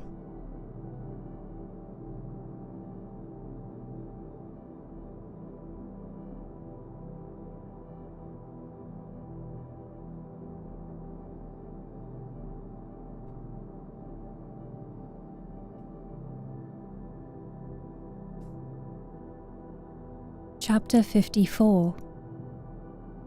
As soon as they were gone, Elizabeth walked out to recover her spirits, or, in other words, to dwell without interruption on those subjects that must deaden them more.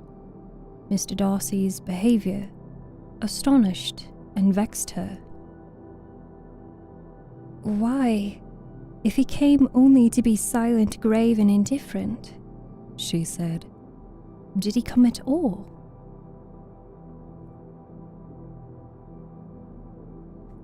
She could settle it in no way that gave her pleasure.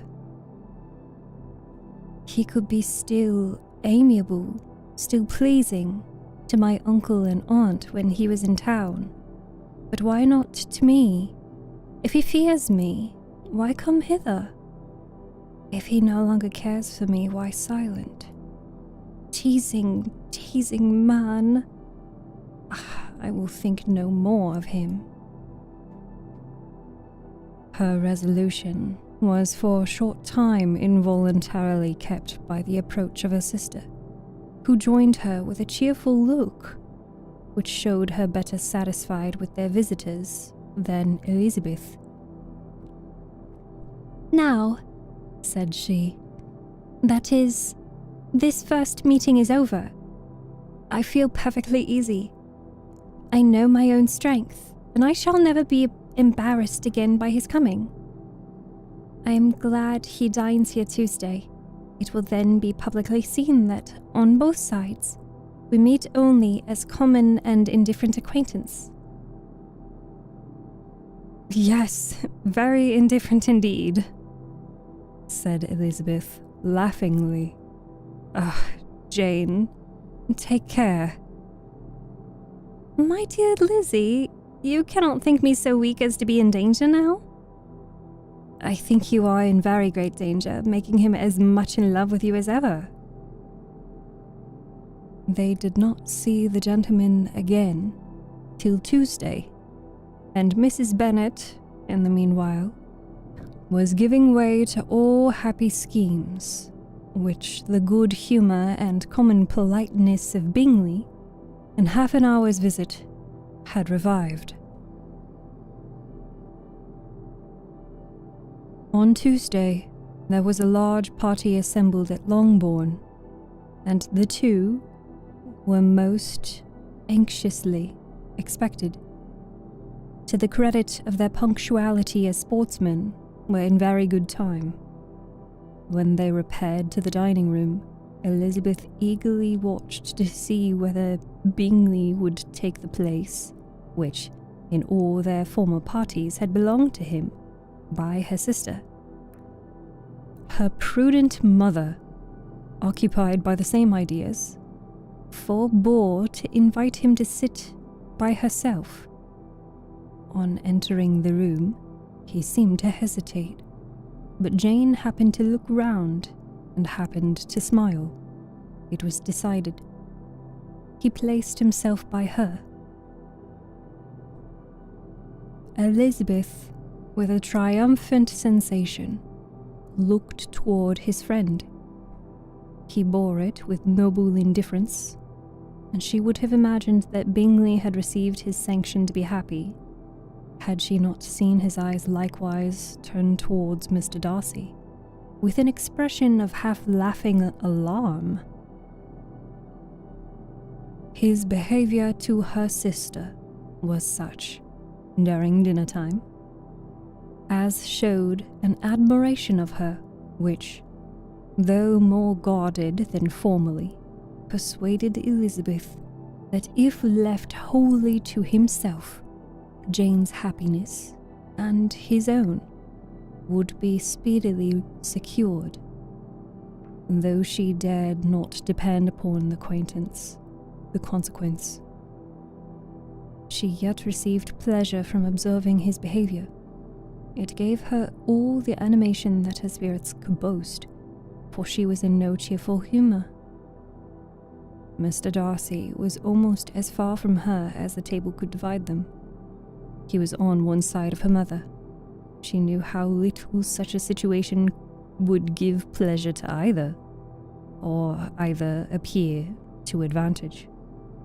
She was not near enough to hear any of their discourse, but she could see how seldom they spoke to each other, and how formal and cold was their manner whenever they did.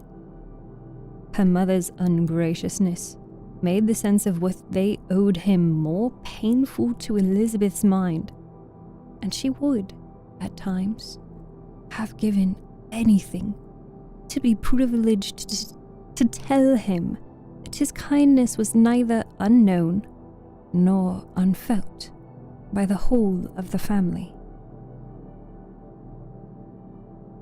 She was in hopes that the evening would afford some opportunity of bringing them together, that the whole of the visit would not pass away without enabling them to enter into something more of conversation than the mere ceremonious salutation attending his entrance.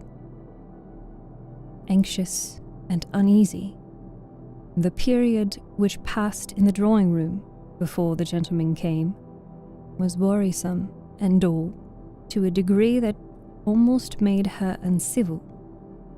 She looked forward to their entrance as the point on which all her chance of pleasure for the evening must depend. "If he does not come to me then," said she, "I shall give him up forever." The gentleman came, and she thought he looked as if he would have answered her hopes. But alas, the ladies had crowded round the table where Miss Bennet was making tea, and Elizabeth pouring out the coffee in so close a confederacy that there was not a single vacant seat near her which would admit of a chair. And on the gentleman's approaching, one of the girls moved closer to her than ever and said, in a whisper, "The men shan't come and part us. I'm determined. We want none of them, do we?" Darcy had walked away to another part of the room. She followed him with her eyes, envied everyone to whom he spoke, had scarcely patience enough to help anybody to coffee, and then was enraged against herself for being so silly. "A man who has once been refused. How can I ever be so foolish enough to expect a renewal of his love? Is there one among the sex who would not protest against such a weakness as a second proposal to the same woman? There is no dignity so abhorrent to their feelings."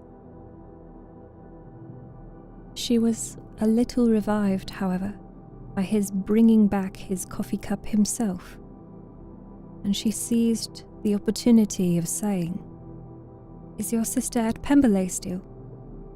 "Yes. She will remain there till Christmas." "And quite alone? Have all her friends left her? Mrs. Ansley is with her. The others have been gone to Scarborough these 3 weeks.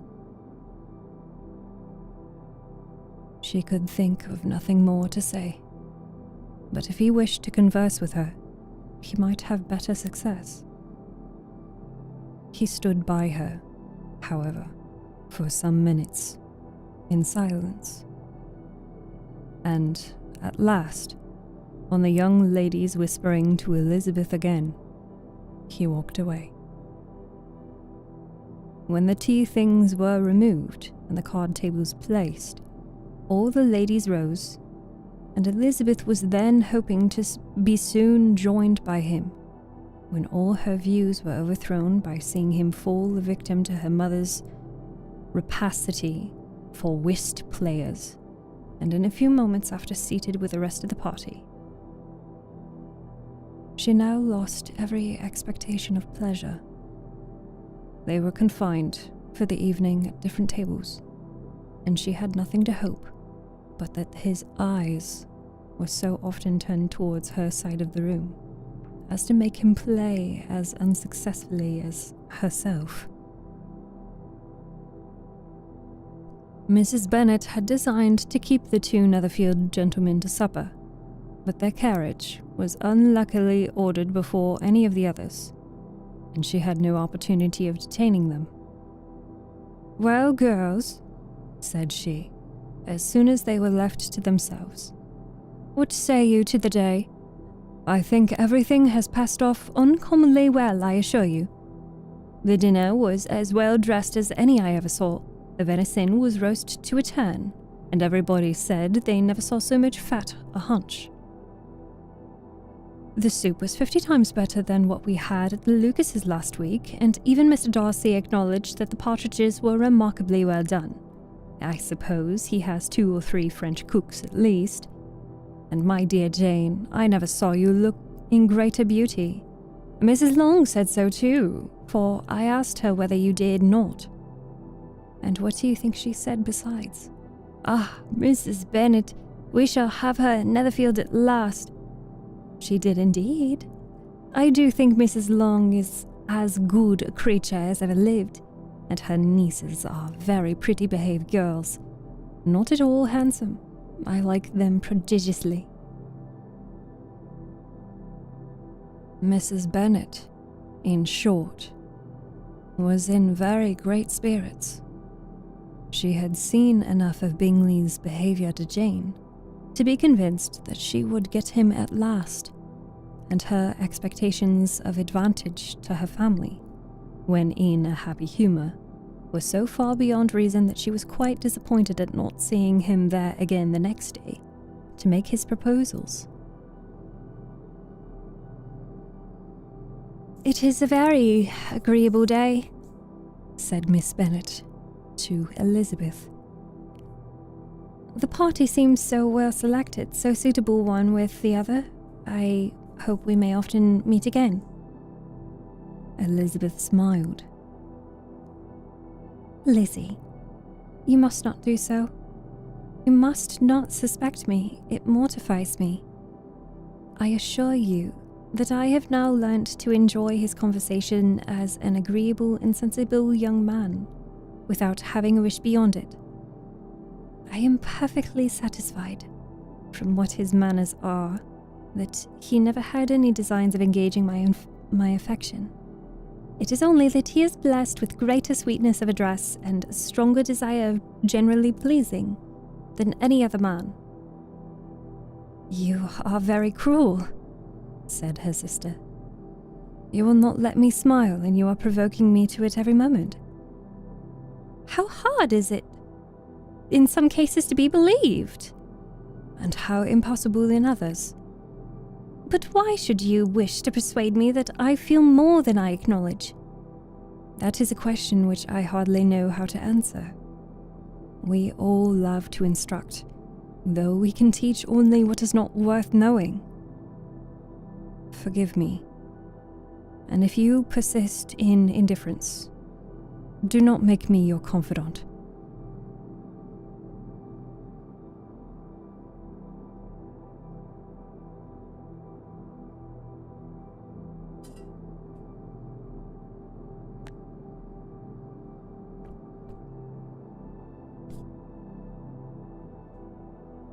Chapter 55.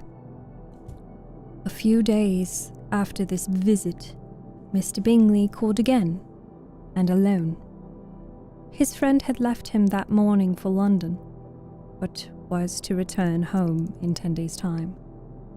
He sat with them above an hour, and was in remarkably good spirits. Mrs. Bennet invited him to dine with them, but, with many expressions of concern, he confessed himself engaged elsewhere. "Next time you call," said she, "I hope we shall be more lucky." He should be particularly happy at any time, etc., etc., and if she would give him leave, would take an early opportunity of waiting on them.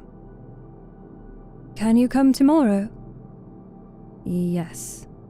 He had no engagement at all for tomorrow, and her invitation was accepted with alacrity. He came, and in very good time, that the ladies were none of them dressed. In ran Mrs. Bennet to her daughter's room in her dressing gown, and with her hair half finished, crying out, "My dear Jane, make haste and hurry down. He is come, Mr. Bingley is come. He is indeed. Make haste, make haste. Here, Sarah, come to Miss Bennet this moment and help her on with her gown. Never mind Miss Lizzie's hair." "We will be down as soon as we can," said Jane. "But I dare say Kitty is forwarder than either of us, for she went upstairs half an hour ago." "Oh, hang Kitty!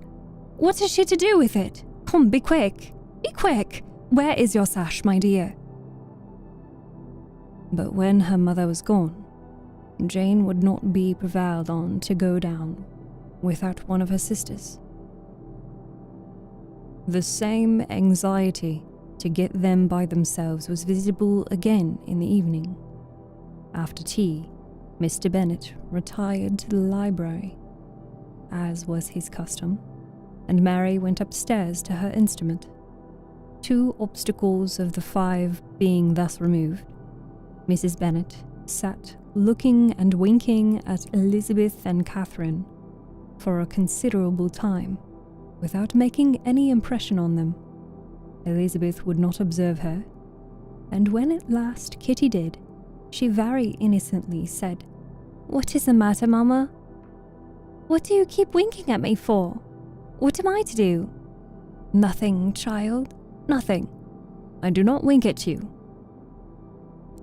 She then sat still 5 minutes longer, but unable to waste such a precious occasion. She suddenly got up, and saying to Kitty, "Come here, my love, I want to speak to you," took her out of the room. Jane instantly gave a look at Elizabeth, which spoke her distress at such premeditation, and her entreaty that she would not give in to it. In a few minutes, Mrs. Bennet half opened the door and called out, "Lizzie, my dear, I want to speak with you." Elizabeth was forced to go.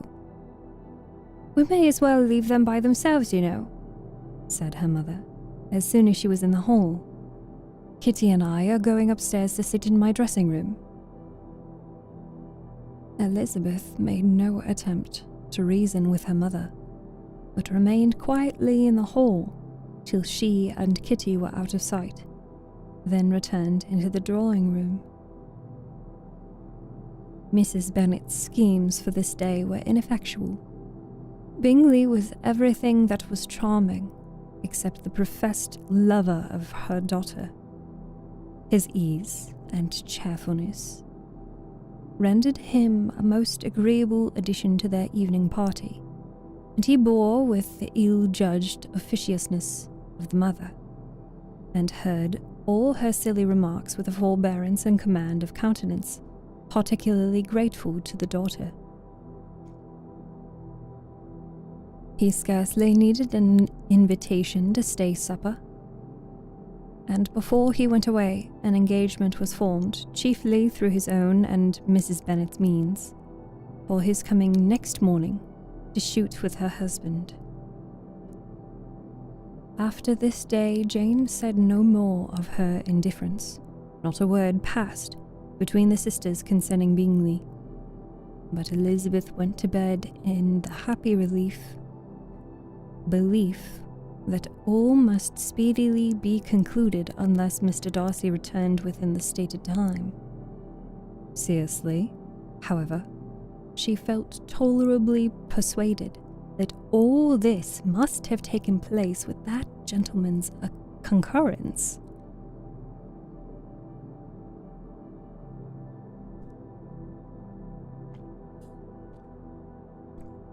Bingley was punctual to his appointment, and he and Mr. Bennet spent the morning together, as had been agreed upon.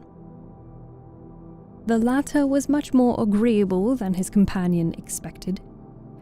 There was nothing of presumption or folly in Bingley that could provoke his ridicule or disgust him into silence, and he was more communicative and less eccentric than the other had ever seen him. Bingley, of course, returned with him to dinner, and in the evening, Mrs. Bennet's invention was again to work to get everybody away from him and her daughter. Elizabeth, who had a letter to write, went into the breakfast room for that purpose soon after tea, for as the others were all going to sit down to cards, she could not be wanted to counteract her mother's schemes. But on returning to the drawing room, when her letter was finished, she saw, to her infinite surprise, there was reason to fear that her mother had been so ingenuous for her.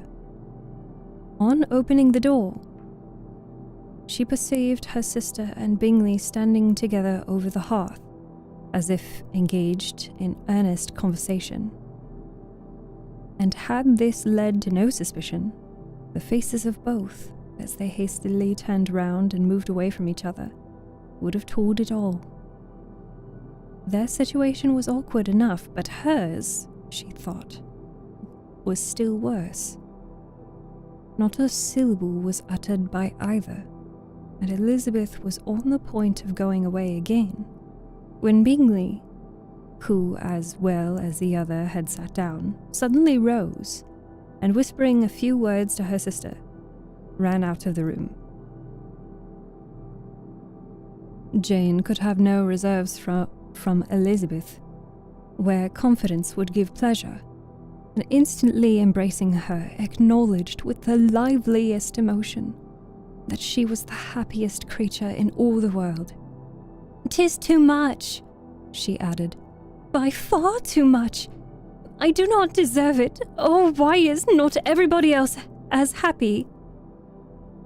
Elizabeth's congratulations were given with a sincerity, a warmth, a delight, which words could but poorly express. Every sentence of kindness was a fresh source of happiness to Jane, but she would not allow herself to stay with her sister, or say half that remained to be said for the present. "I must instantly go to my mother," she cried. "I would not go on any account trifle with her affectionate solicitude, or allow her to hear it from anyone but myself. He has gone to my father already. Oh, Lizzie, I know that what I have to relate will give such pleasure to all my dear family. How shall I bear such happiness?" She then hastened away to her mother, who had purposely broken up the card party and was sitting upstairs with Kitty. Elizabeth, who was left by herself, now smiled at the rapidity and ease with which an affair was finally settled, that had given them so much previous months of suspense and vexation. "And this," said she, "is the end of all his friends' anxious circumspection, of all his sister's falsehood and contrivance, the happiest, wisest, most reasonable end." In a few minutes, she was joined by Bingley, whose conference with her father had been short and to the purpose. "Where is your sister?" said he hastily as he opened the door. "With my mother upstairs. Shall we be down in a moment, I dare say? He then shut the door and, coming up to her, claimed the good wishes and affection of a sister. Elizabeth honestly and heartily expressed her delight in the prospect of their relationship. They shook hands with great cordiality, and then, till her sister came down, she had to listen to all he had to say of his own happiness and Jane's perfections. And in spite of his being a lover, Elizabeth really believed all his expectations of felicity to be rationally founded, because they had for basis the excellent understanding and super excellent disposition of Jane, and a general similarity of feeling and taste between her and himself. It was an evening of no common delight to them all. The satisfaction of Miss Bennet's mind gave a glow of such sweet animation to her face as made look her handsomer than ever. Kitty simpered and smiled, and hoped her turn was coming soon.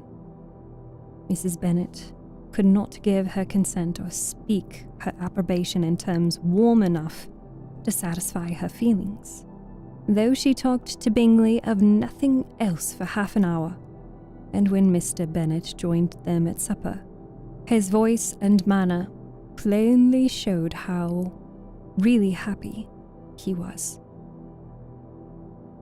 Not a word, however, passed his lips in allusion to it,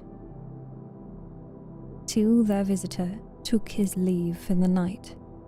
But as soon as he was gone, he turned to his daughter and said, "Jane, I congratulate you. You will be a very happy woman."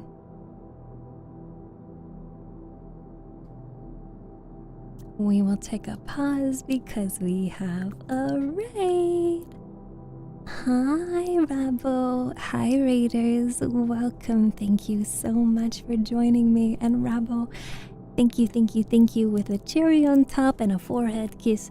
Thank you so much for choosing me. Thank you for choosing to share your community with me. I appreciate it so very much. Thank you so much.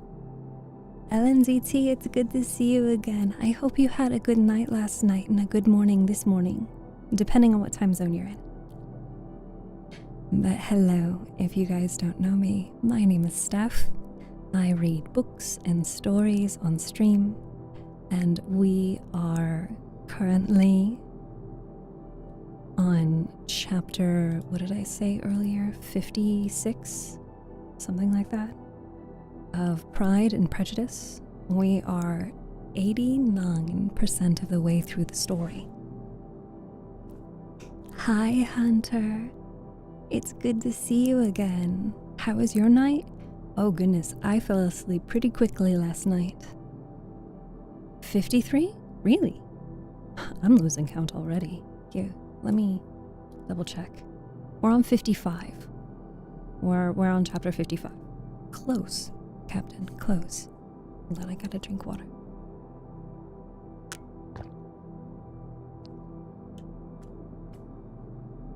If you guys don't know Rabo, you absolutely should.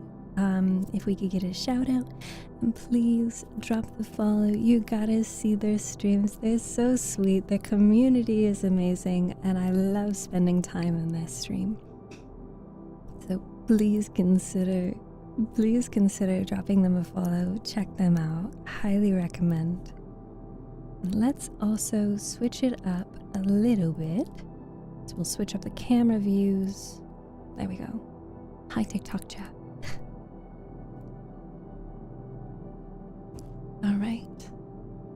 Let's resume the story. I thought you said 53. I hope I didn't. Hi, Ace Marmans. It's okay. You're allowed to be late. Y'all are awesome as well. We are. Oh, thank you. If you would like to do a puzzle, please exclamation point puzzle. And the link is at the top of chat. Also, we are pushing for partners, so if you did join the raid, please do consider sticking around. It would greatly help us reach that goal. And we'll resume reading.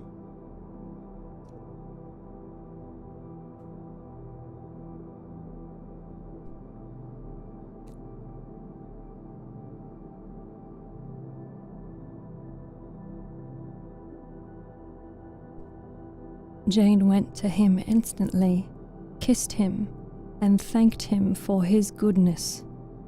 "You are a good girl," he replied, "and I have great pleasure in thinking you will be so happily settled. I have not a doubt of your doing very well together. Your tempers are by no means unlike.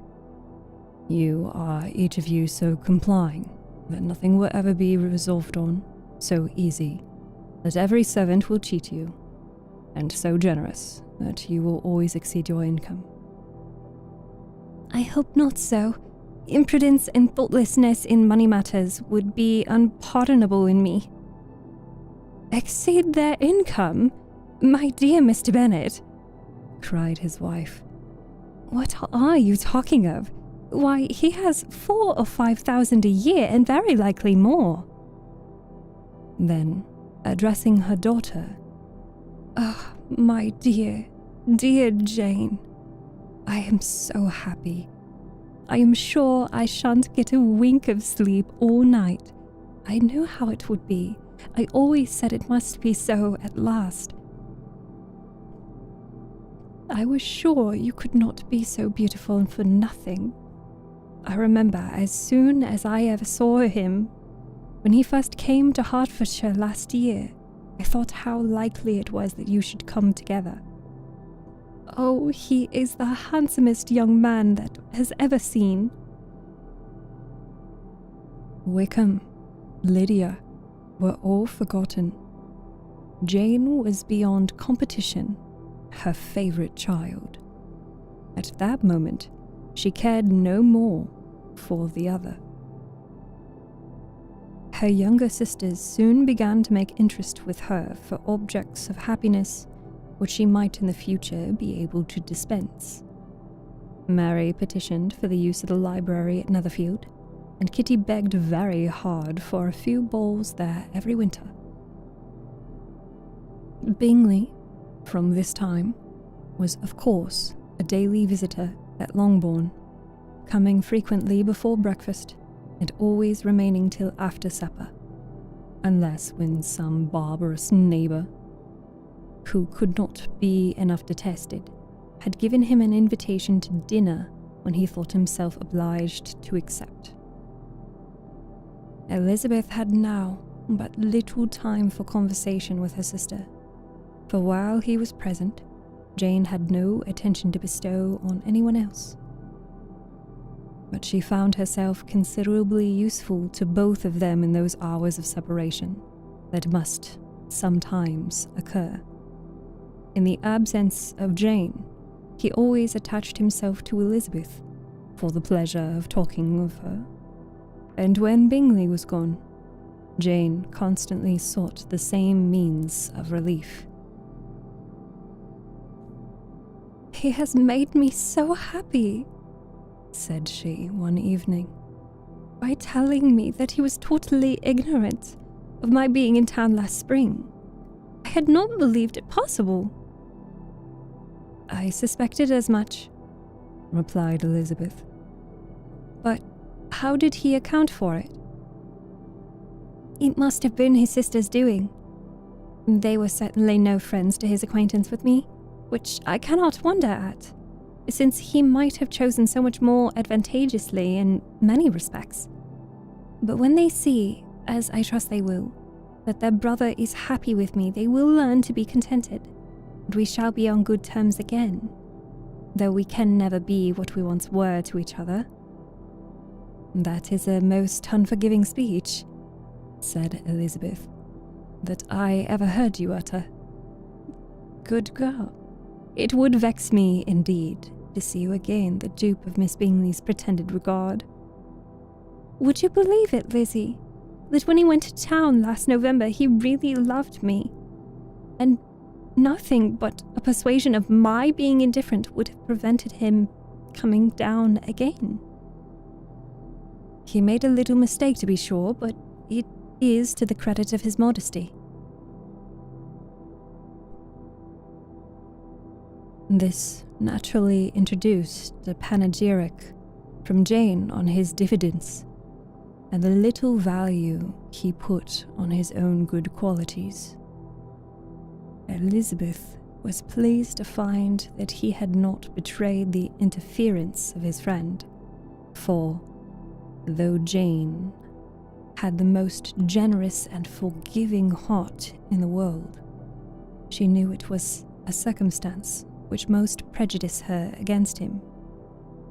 I'm certainly the most fortunate creature that ever existed, cried Jane. Oh, Lizzie, why am I thus singled from my family and blessed above them all? If I could but see you as happy, if there were such another man for you. If you were to give me 40 such men, I never could be so happy as you. Till I have your disposition, your goodness, I can never have your happiness. No, let me shift for myself, and perhaps, if I have very good luck, I may meet with another Mr. Collins in time.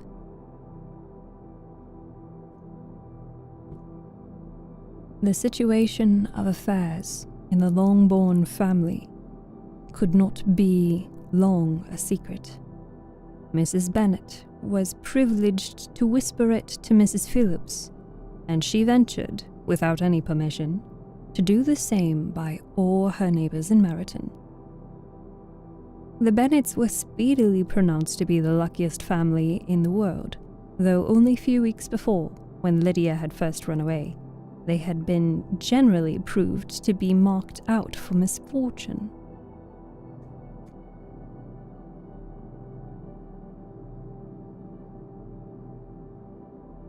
One morning...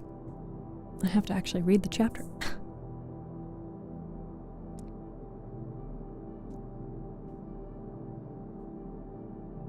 Chapter 56.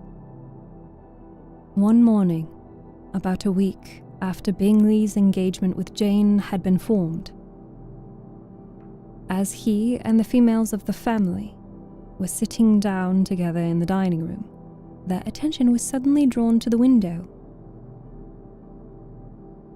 by the sound of a carriage. They perceived a chaise and four driving up the lawn. It was too early in the morning for visitors, but besides, the equipage did not answer to that of any of their neighbours. The horses were post, and neither the carriage nor the livery of the servant who preceded it were familiar to them.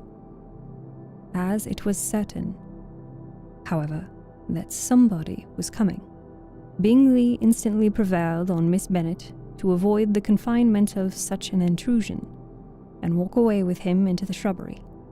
They both set off, and the conjectures of the remaining three continued, though with little satisfaction, till the door was thrown open and their visitor entered.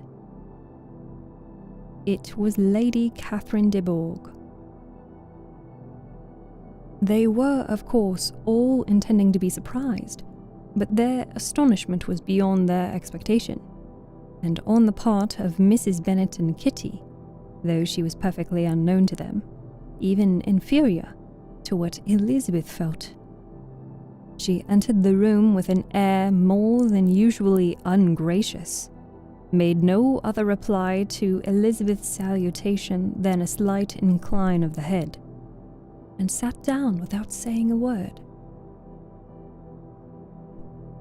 Elizabeth had mentioned her name to her mother on her ladyship's entrance, though no request of introduction had been made. Mrs. Bennet, all amazement, though flattered by having a guest of such high importance, received her with the utmost politeness. After sitting a moment in silence, she said very stiffly to Elizabeth, I hope you are well, Miss Bennet. That lady, I suppose, is your mother. Elizabeth replied very consciously that she was. Very concisely. And that, I suppose, is one of your sisters? Yes, madam, said Mrs. Bennet, delighted to speak to Lady Catherine. She is my youngest girl but one. My youngest of all is lately married. My eldest is somewhere about the grounds, walking with a man who, I believe, will soon become part of the family.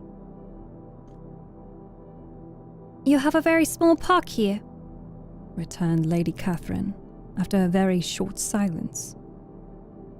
It is nothing in comparison of Rosings, my lady, I dare say, but I assure you it is much larger than Sir William Lucas's.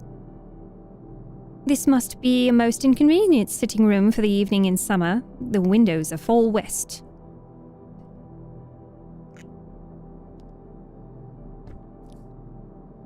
Mrs. Bennet assured her that they never sat there after dinner, and then added, May I take the liberty of asking your ladyship whether you left Mr. and Mrs. Collins well? Yes, very well. I saw them the night before last.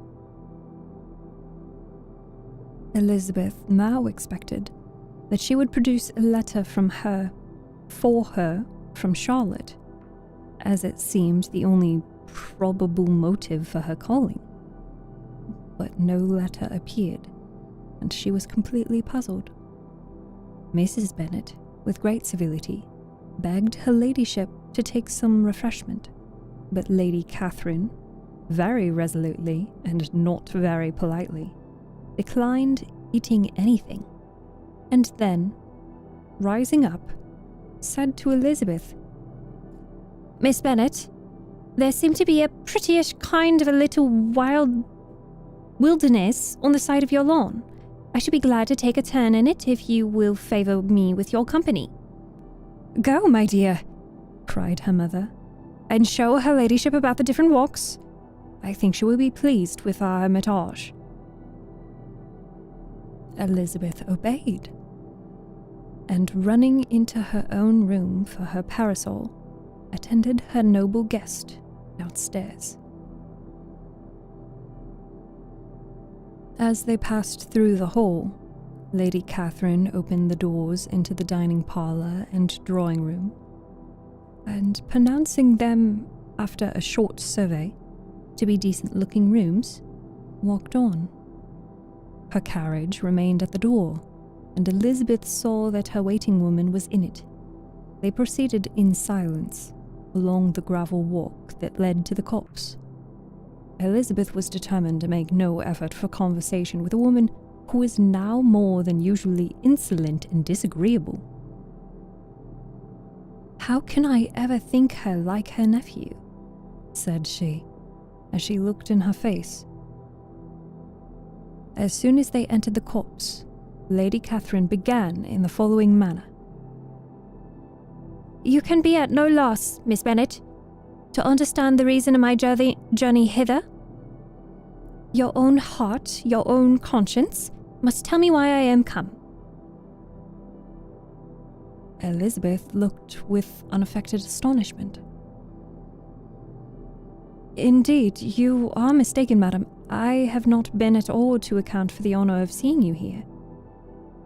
Miss Bennet, replied her ladyship in an angry tone. You ought to know that I am not to be trifled with, but however insincere you may choose to be, you shall not find me so. My character has ever been celebrated for its sincerity and frankness, and in such a cause of such moment as this, I shall certainly not depart from it. A report of a most alarming nature reached me 2 days ago. I was told that not only your sister was on point of being most advantageously married, but that Miss Elizabeth Bennet would, in all likelihood, soon afterwards united to my nephew, my own nephew, Mr. Darcy. Though I know it must be a scandalous falsehood, though I would not injure him so much as to suppose the truth of it possible, I instantly resolved to setting off for this place, that I might make my sentiments known to you." "If you believed it impossible to be true," said Elizabeth, colouring with astonishment and disdain, "I wonder you took the trouble of coming so far. How could your ladyship propose by it?" "At once I insist upon having such a report universally contradicted. "You're coming to Longbourn to see me and my family," said Elizabeth coolly. "Will rather be a confirmation of it, if indeed such a port in its existence." If? Do you then pretend to be ignorant of it? Has it not been industriously circulated by yourselves? Do you not know that such a report is spread about?" "I never heard that it was." "And can you likewise declare that there is no foundation for it?" "I do not pretend to possess equal frankness with your ladyship. You may ask questions which I shall choose to answer." "This is not to be borne. Miss Bennet, I insist on being satisfied. Has my nephew made you an offer of marriage?" "Your ladyship has declared it to be impossible." "It ought to be so. It must be so, while he retains the use of his reason. But your arts and allurements may, in a moment of infatuation, have made him forget what he owes to himself and to all his family. You may have drawn him in."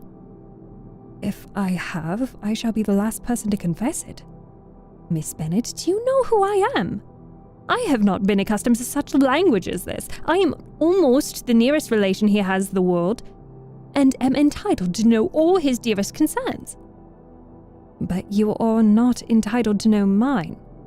"Nor will such behavior as this ever induce me to be explicit. Let me be rightly understood. This match, to which you have the presumption to aspire, can never take place. No, never. Mr. Darcy is engaged to my daughter. Now what have you say?" "Only this, that if he is so, you can have no reason to suppose he will make an offer to me." Lady Catherine hesitated for a moment, and then replied, "The engagement between them is of a peculiar kind. From their infancy they have been intended for each other. It was the favourite wish of his mother as well as of hers. While in their cradles we planned the union, and now, at the moment when the wishes of both sisters would be accomplished in their marriage, to be prevented by a young woman of inferior birth, of no importance in the world, and wholly unallied to the family, do you pay no regard to the wishes of his friends? To his tacit engagement with Miss de Bourgh? Are you lost in every feeling of propriety and delicacy? Have you not heard me say that from his earliest hours when he was destined for his cousin?" "Yes, I heard it before. But what is that to me? If there is no other objection to my marrying your nephew, I shall certainly not be kept from it by knowing that his mother and aunt wished him to marry Miss de Bourgh. You both did as much as you could in planning the marriage. Its completion depended on others. But Mr. Darcy is neither by honour nor inclination confined to his cousin. Why is he not to make another choice? And if I am that choice, why am I not accept him? Why may I not accept him?" "Because honour, decorum, prudence, nay, interest forbid it. Yes, Miss Bennet, interest. For do not expect to be noticed by his family or friends if you wilfully act against the inclination of all. You will be censured, slighted, and despised by everyone connected with him. Your alliance will be a disgrace. Your name will never even be mentioned by any of us." "These are heavy misfortunes," replied Elizabeth. "But the wife of Mr. Darcy must have such extraordinary sources of happiness necessarily attached to her situation, that she could, upon the whole, have no cause to repine." "Obstinate, headstrong girl. I'm ashamed of you. Is this your gratitude for my attentions to you last spring? Is nothing due to me on that score? Let us sit down. You are to understand, Miss Bennet, that I came here with a determined resolution of carrying my purpose, nor will I be dissuaded from it. I have not been used to submit to any person's whims. I have not been in the habit of brooking disappointment. That will make your ladyship's situation at present more pitiable. But it will have no effect on me. I will not be interrupted. Hear me in silence. My daughter and my nephew are formed for each other. They are descended on the maternal side from the same noble line, and on the father's from respectable, honorable, and ancient, though untitled families. Their fortune on both sides is splendid. They are destined for each other by the voice of every member of their respected houses, and what is to divide them? The upstart pretensions of a young woman without family connections or fortune. Is this to be endured? But it must not, shall not be. If you were sensible in your own good, you would not wish to quit the sphere in which you have brought up. In marrying your nephew, I should not consider myself quitting that sphere. He is a gentleman, and I am a gentleman's daughter. So far, we are equal. True, you are a gentleman's daughter, but who is your mother? Who are your uncles and aunts? Do not imagine me ignorant of their condition. Whatever my connections may be, said Elizabeth, if your nephew does not object to them, they can be nothing to you. Tell me once and for all, are you engaged to him? Though Elizabeth would not, for the mere purpose of obliging Lady Catherine, have answered this question. But she could not but say, after a moment's deliberation, I am not. Lady Catherine seemed pleased. And you will promise me never to enter into such an engagement? I will make no promise of the kind. Miss Bennet, I am shocked and astonished. I expected to find a more reasonable young woman. But do not deceive yourself into a belief that I will ever recede.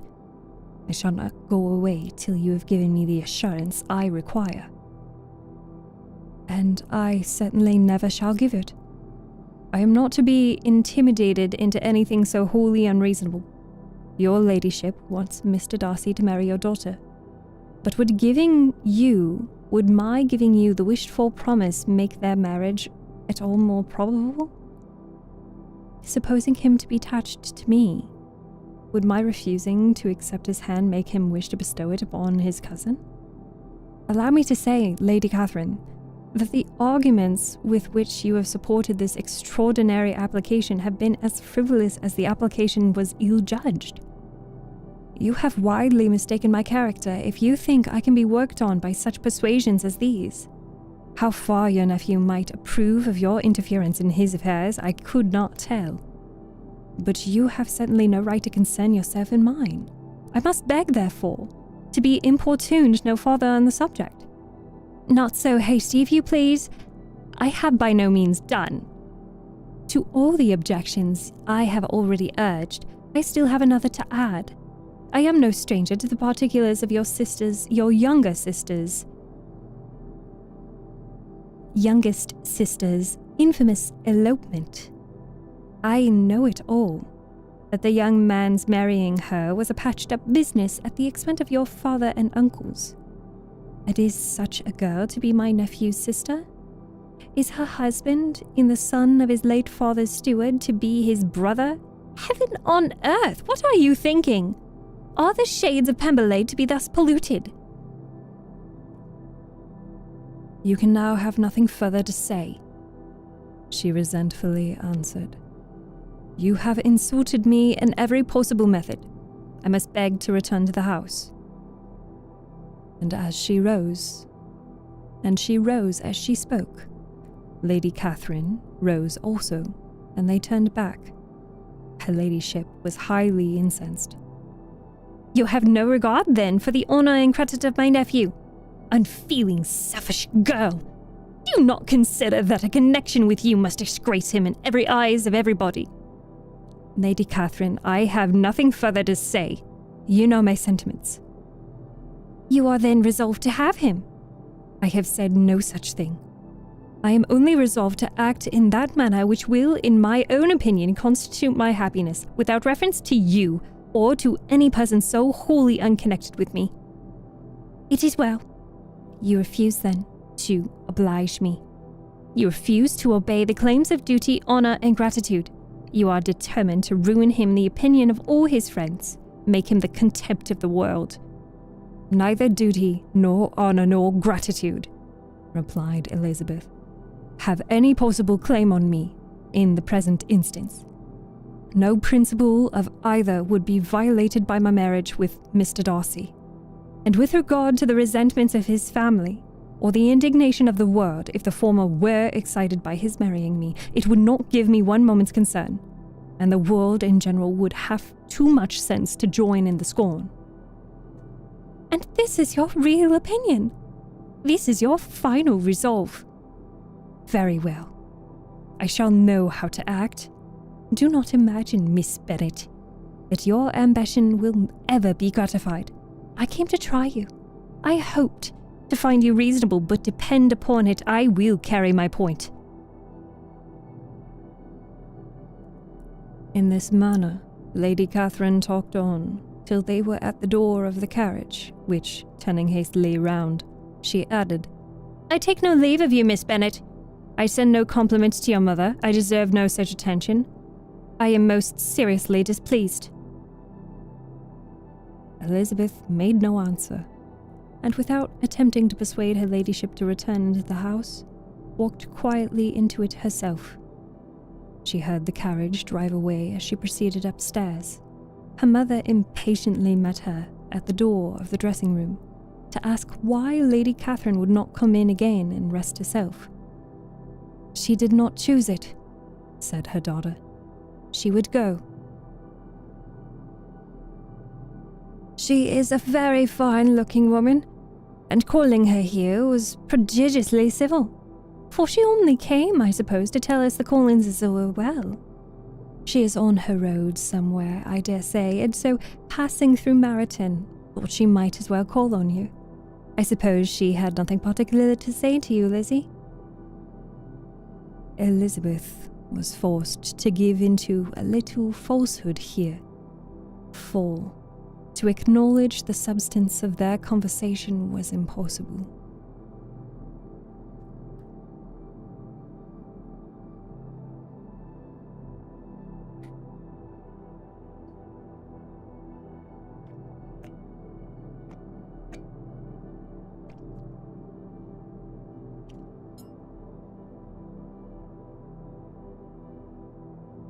Chapter 57.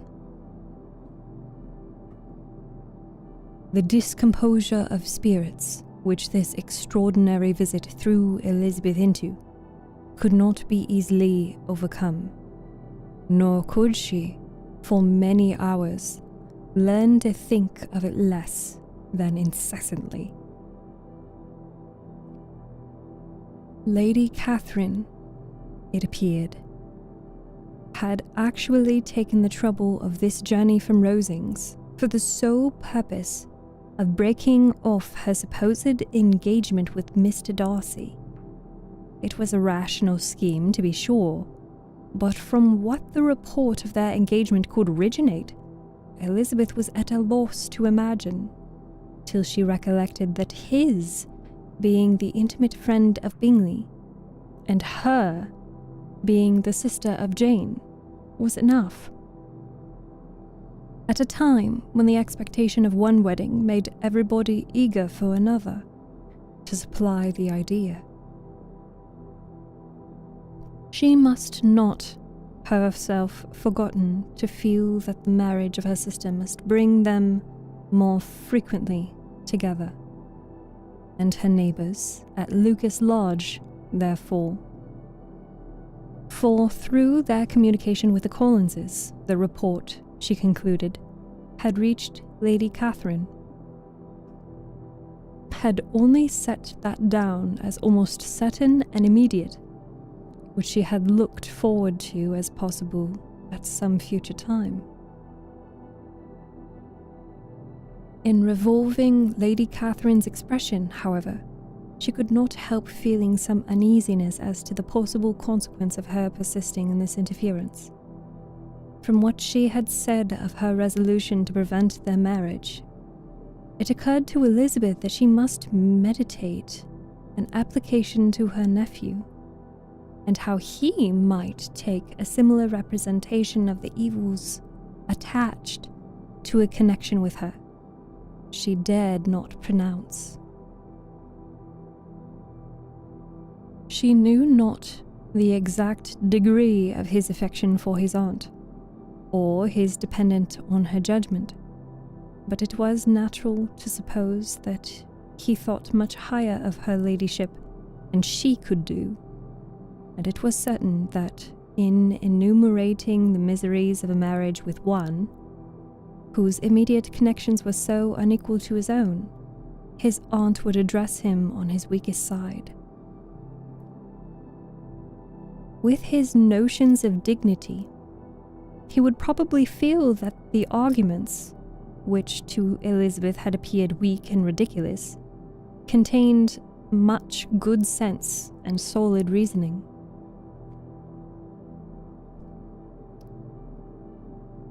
If he had been wavering before as to what he should do, what had often seemed likely, the advice and entreaty of so near a relation might settle every doubt, and determine him at once to be as happy as dignified, unblemished could make him. In that case, he would return no more. Lady Catherine might see him in her way through town, and his engagement to Bingley of coming again to Netherfield must give way. If, therefore, an excuse for not keeping his promise should come to his friend within a few days, she added, I shall know how to understand it. I shall then give over every expectation, every wish of his constancy. If he is satisfied with only regretting me, when he might have obtained my affections in hand, I shall soon cease to regret him at all.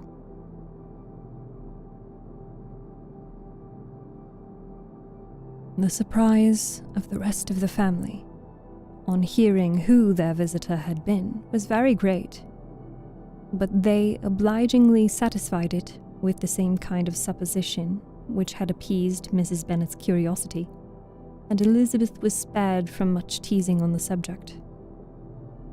The next morning, as she was going downstairs, she was met by her father, who came out of his library with a letter in hand. Lizzie, said he, I was going to look for you. Come into my room.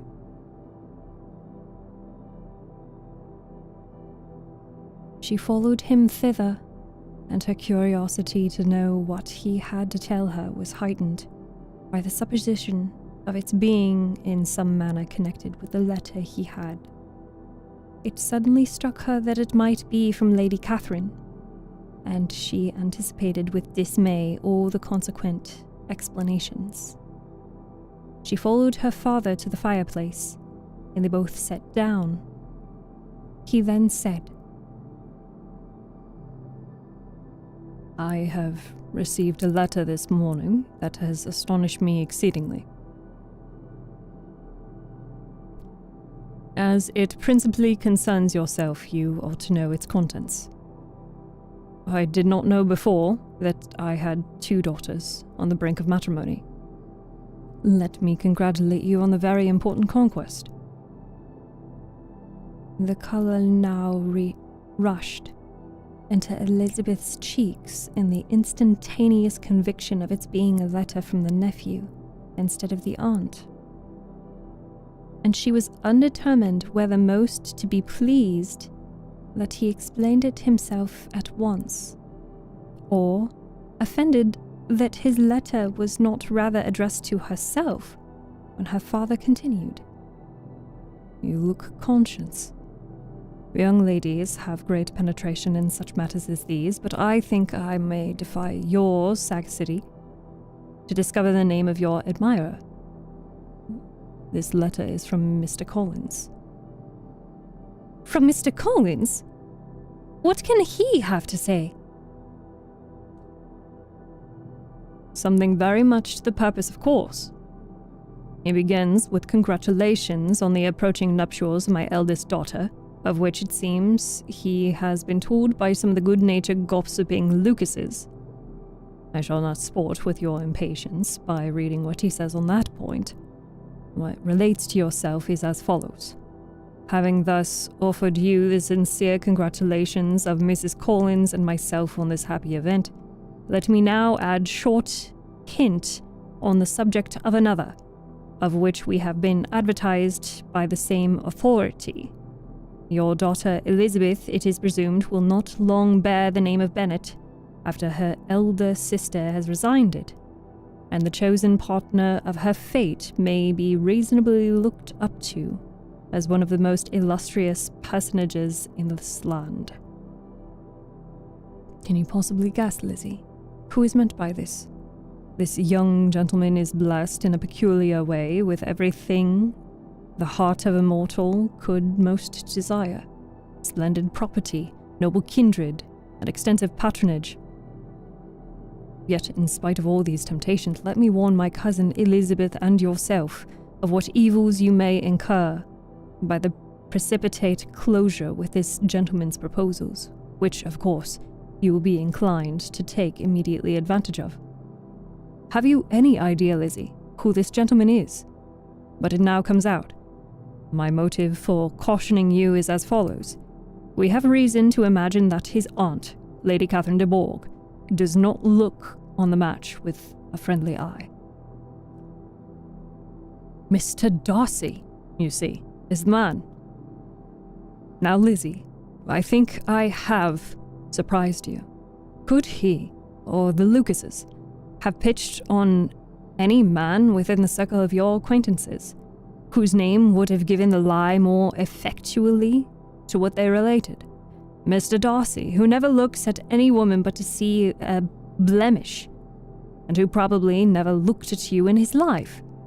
It is admirable. Elizabeth tried to join in her father's pleasantry, but could only force one most reluctant smile. Never had his wit been directed in a manner so little agreeable to her. Are you not diverted? Yes. Pray, read on. After mentioning the likelihood of this marriage to her ladyship last night, she immediately, with her usual condescension, expressed what she felt on the occasion. When it became apparent that, on the score of some family objections on the part of my cousin, she would never give her consent to what she termed so disgraceful a match, I thought it my duty to give the speediest intelligence of this to my cousin, that she and her noble admirer may be aware of what they are about, and not run hastily into marriage which has not been properly sanctioned. Mr. Collins, moreover, adds, I truly rejoice that my cousin Lydia's sad business has been so well hushed up, and only concerned that their living together before the marriage took place should be so generally known. I must not, however, neglect the duties of my station or refrain from declaring my amazement at hearing that you received the young couple into your house as soon as they were married. It was an encouragement of vice, and had I been the rector of Longbourn, I should very strenuously have opposed it. You ought certainly to forgive them as a Christian, but never to admit them in your sight, or allow their names to be mentioned in your hearing. That is his notion of Christian forgiveness. The rest of his letter is only about his dear Charlotte's situation and his expectation of a young olive branch. But Lizzie, You look as if you do not enjoy it. You are not going to be missish, I hope, and pretend to be affronted at an idle report. From what do we live but to make sport for our neighbors and laugh at them in our turn? Oh, Elizabeth cried. I am excessively diverted, but it is so strange. Yes. That, it is what makes it amusing. Had they fixed on any other man, it would have been nothing, but his perfect indifference and your pointed dislike make it so delightfully absurd. Much as I abominate writing, I would not give up Mr. Collins's correspondence for any consideration. Nay, when I read a letter of his, I cannot help giving him the preference, even over Wickham, much as I value the impudence and hypocrisy of my son-in-law. And pray, Lizzie, what did Lady Catherine say about this report? Did she call to refuse her consent? To this question, his daughter replied only with a laugh, and as it had been asked, without the least suspicion, she was not distressed by his repeating it. Elizabeth had never been more at a loss to make her feelings appear what they were not. It was necessary to laugh when she would rather have cried. Her father had most cruelly mortified her by what he said of Mr. Darcy's indifference, and she could do nothing but wonder at such a want of penetration or fear that perhaps, instead of his seeing too little, she might have fancied too much.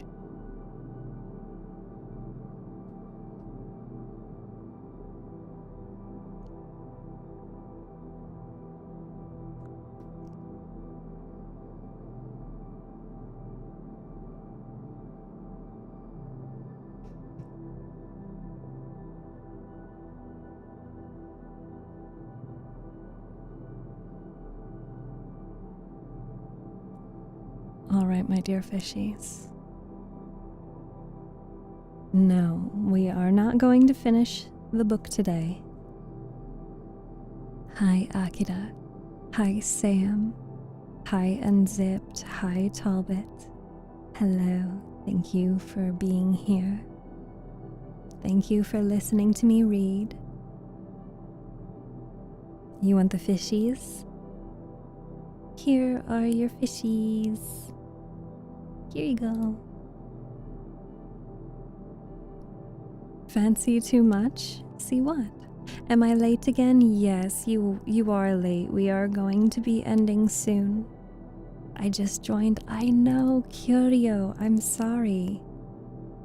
But we do have to end stream. I have other obligations to tend to.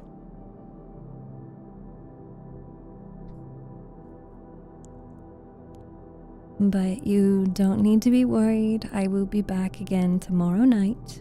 Well, tomorrow afternoon, I should say. Yes, we did go 3 hours, so I did stream longer than I normally do. Thank you for the kissies. Rostar, oh, it's so good to see you.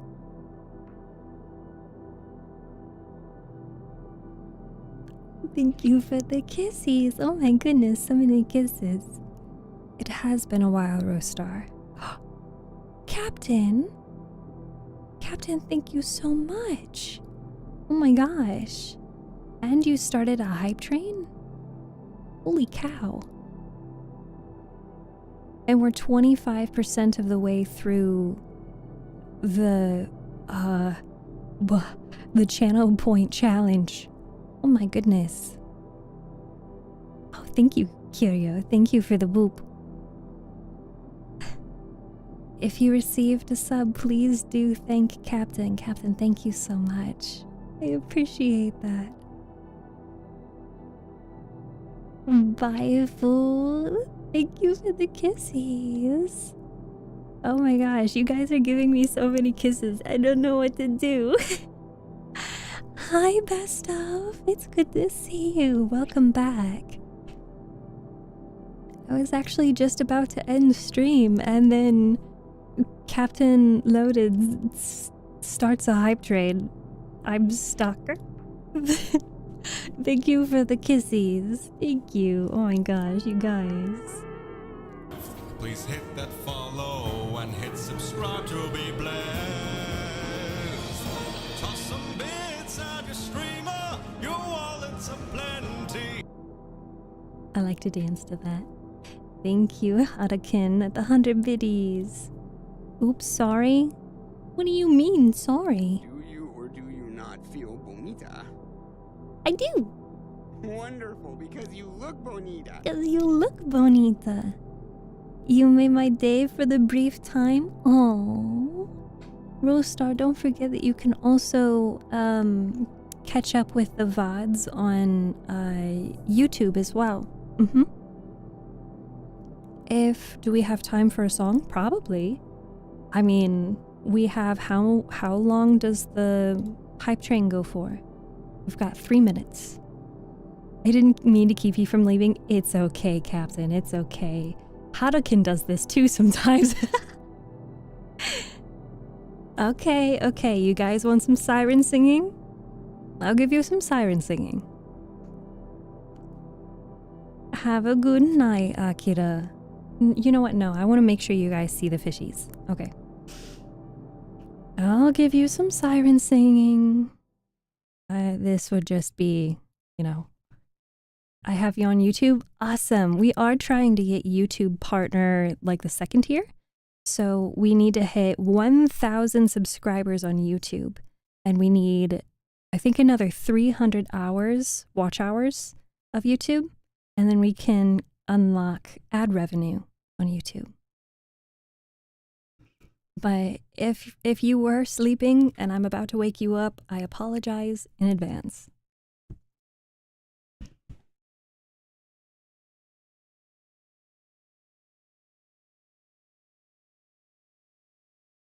I'm gonna give you guys like a different camera angle. Okay.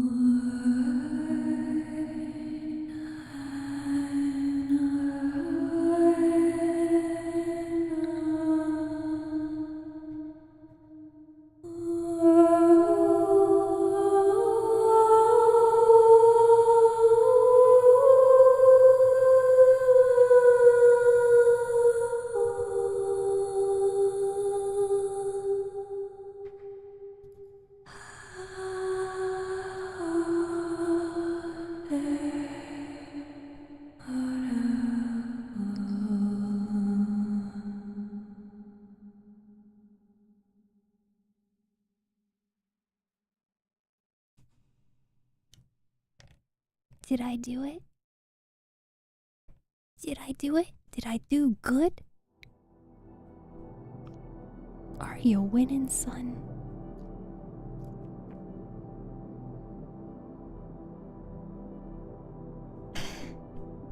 Siren, Queen of the Sea. Harukin, thank you so much. Thank you so much for the 1800 bits. I don't know if the alert thing worked. I didn't see it. But I hope you guys liked that.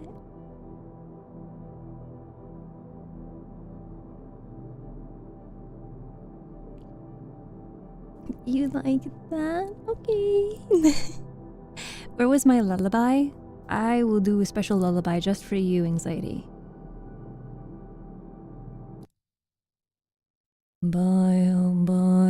Шкиваю, не ложися на краю, придет серенький волчок и ухватит за бочок. There you go, just for you. That was so deep and surreal. Thank you. Thank you so much to Harukin and to Captain Loaded for the hype train, the level 3 hype train. Thank you so much. What language was that? Russian. Who's a good Steffi? It's me! It's me! It was nice, but you can't trick me that easily, Siren. Oh, just you wait. Haha. What is your character? How many languages do you know? I know a little bit of Spanish, German, Russian, and Japanese. I most recently studied on my Japanese and Russian and a little bit of Spanish. Do you enjoy the Conjuring movies? I don't watch horror movies. I'm amped up enough to walk into traffic. No! No! No! Don't do that! Do not walk into oncoming traffic. This has been your public service announcement.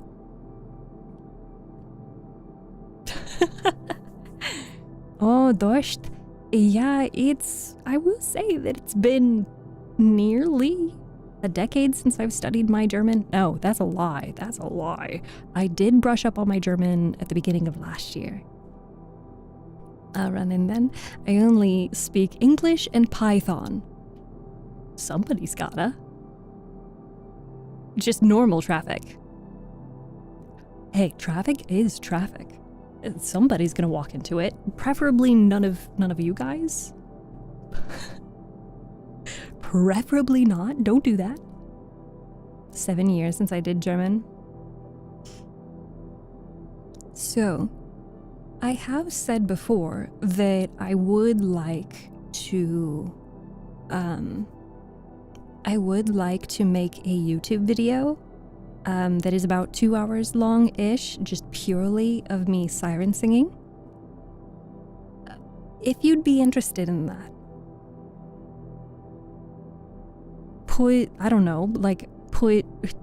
put something in chat. Like, say, are you guys interested in that? I don't know. So put like a yes or a 1 or I don't know. Would you guys want that? I just want to, take a heat map. I'm interested. That's 1, that's 2, that's 3, that's 4, that's 5, that's 6, that's 7. Oh my gosh. Oh my gosh. 3. There's so many. There's so many people who would want siren singing. Oh my gosh. As long as I get some lullabies, I need it to sleep when you're not here. If you guys didn't know, I do have a YouTube video. Is there a playlist of specific book narrations?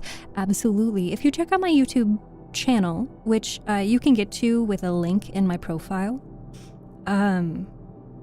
we're actually trying to hit 1,000 subscribers, but I put all of my book narrations in their own playlist. So you can go through all of the narrations, all of the playlists, and choose which one you want to listen to from start to finish. And any of our amazing viewers that are watching on TikTok, I am trying to reach Twitch partner.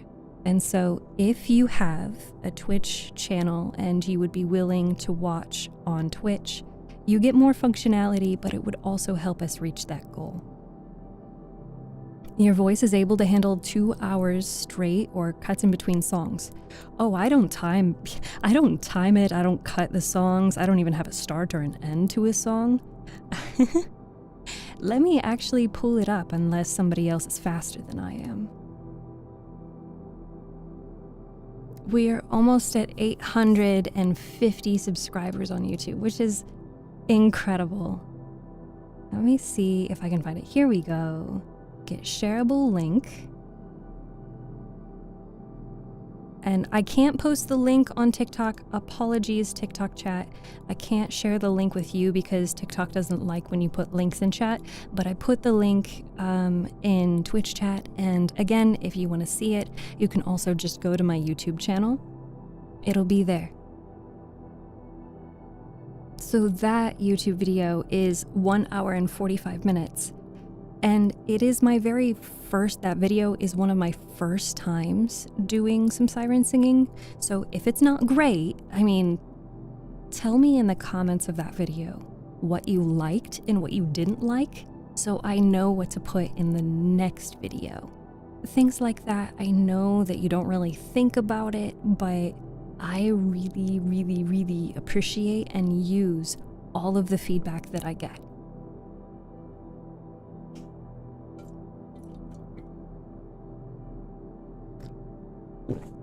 Oh, big gulp, sorry. Okay, now we are over 3 hours, and I do need to go take care of some other things and see my cat. But I do ask that we have some people who have previously applied to be a mod, and I did want to kind of put a suggestion out there that we are looking to add more TikTok specific mods to the mod team. So if anybody is interested in or has experience in moderating for TikTok, please do let us know. And that could be just any of us mods or myself. Make sure that you're part of the Discord server so that you can communicate that. Because we only have one TikTok mod and we have quite a few Twitch mods. Jotaro-kun, welcome. Thank you so much for stopping in. I hope you're having a wonderful evening. Let me see though, we are going to end stream soon. And I hope you guys, thank you so much, Jotaro. Thank you. I appreciate the galaxy. Unfortunately, we do have to end stream today. I am still looking for more recommendations for a upcoming marathon stream. If you have any ideas or suggestions for things that you would like to see me do on a marathon stream, you can add that in the Discord. There is a suggestions channel, and I would love to see your ideas and your suggestions.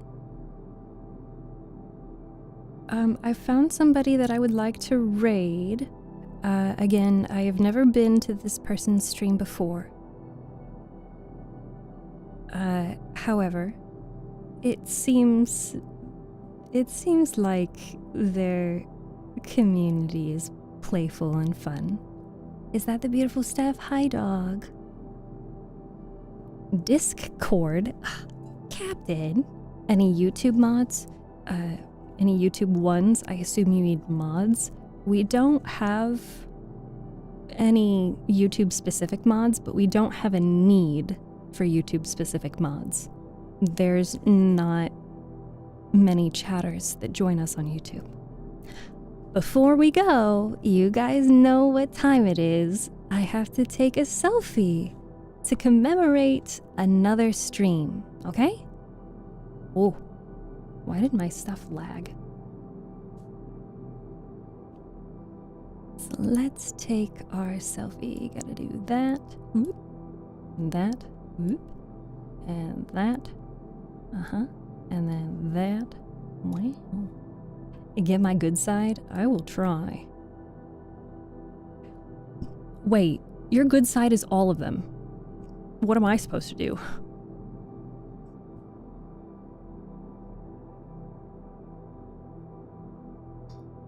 Ooh. I don't know how I'm not gonna cover up some fishies. I don't know how I can not cover fishies. Hey, Wood, can you move?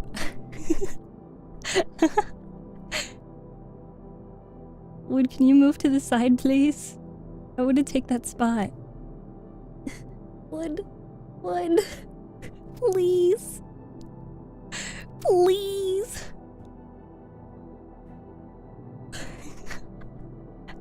Or, I don't know, buy food. All sides are good sides. Oh, thank you, Wood. Thank you. Thank you for the hydrate as well. There we go. Now I can hang out. Now I can be in between all of you guys. Ta-da! See, this is cute. This is good. I like this. Okay, now nobody else say anything or else it's gonna get messed up. And selfie in 3, 2, 1.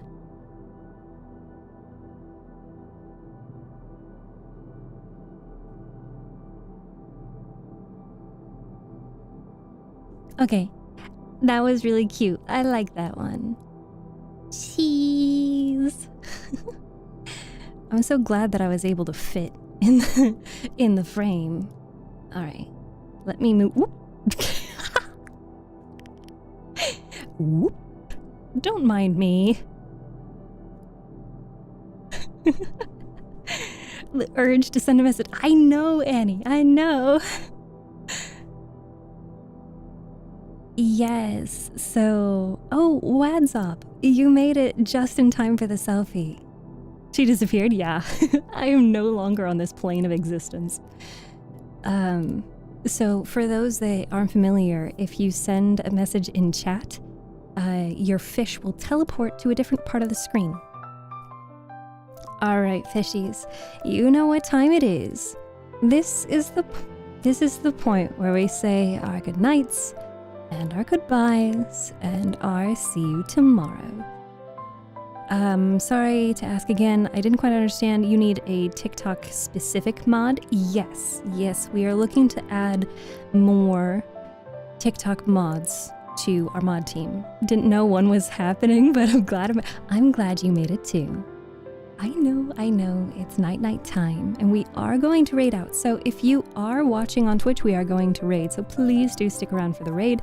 Copy the raid message. If you are not watching on Twitch, I highly recommend that you jump over to Twitch, drop the follow while you're there, and join the Discord server so you get notified whenever I go live or we have YouTube videos or updates. I will be back again at 3 p.m. Eastern Time Zone tomorrow. Possibly even earlier. Just keep your eye out. And just a reminder that again, we are trying to push for Twitch partner, which means 75 average viewers. So hopefully you can come back and help us again with that effort. Even if perhaps you have it at a low volume or you're not at home, just the view would be super helpful. I am also open to book recommendations because we are absolutely going to finish reading Pride and Prejudice tomorrow. As well as I am planning for an upcoming marathon stream for next month to celebrate my birthday and several other birthdays we have in the community for September. So if you have suggestions or you know your favorite streamer has done something really cool in their marathon stream, subathon, bitathon, donathon, whatever it is, please do share it with me because I love to have suggestions. So now we are going to raid into Rekudo. I have never been to their community before, but please represent our community well. Stop in, drop the raid message, and leave them a lurk. Follow if you enjoy their content, and have an amazing night. I'll see you tomorrow.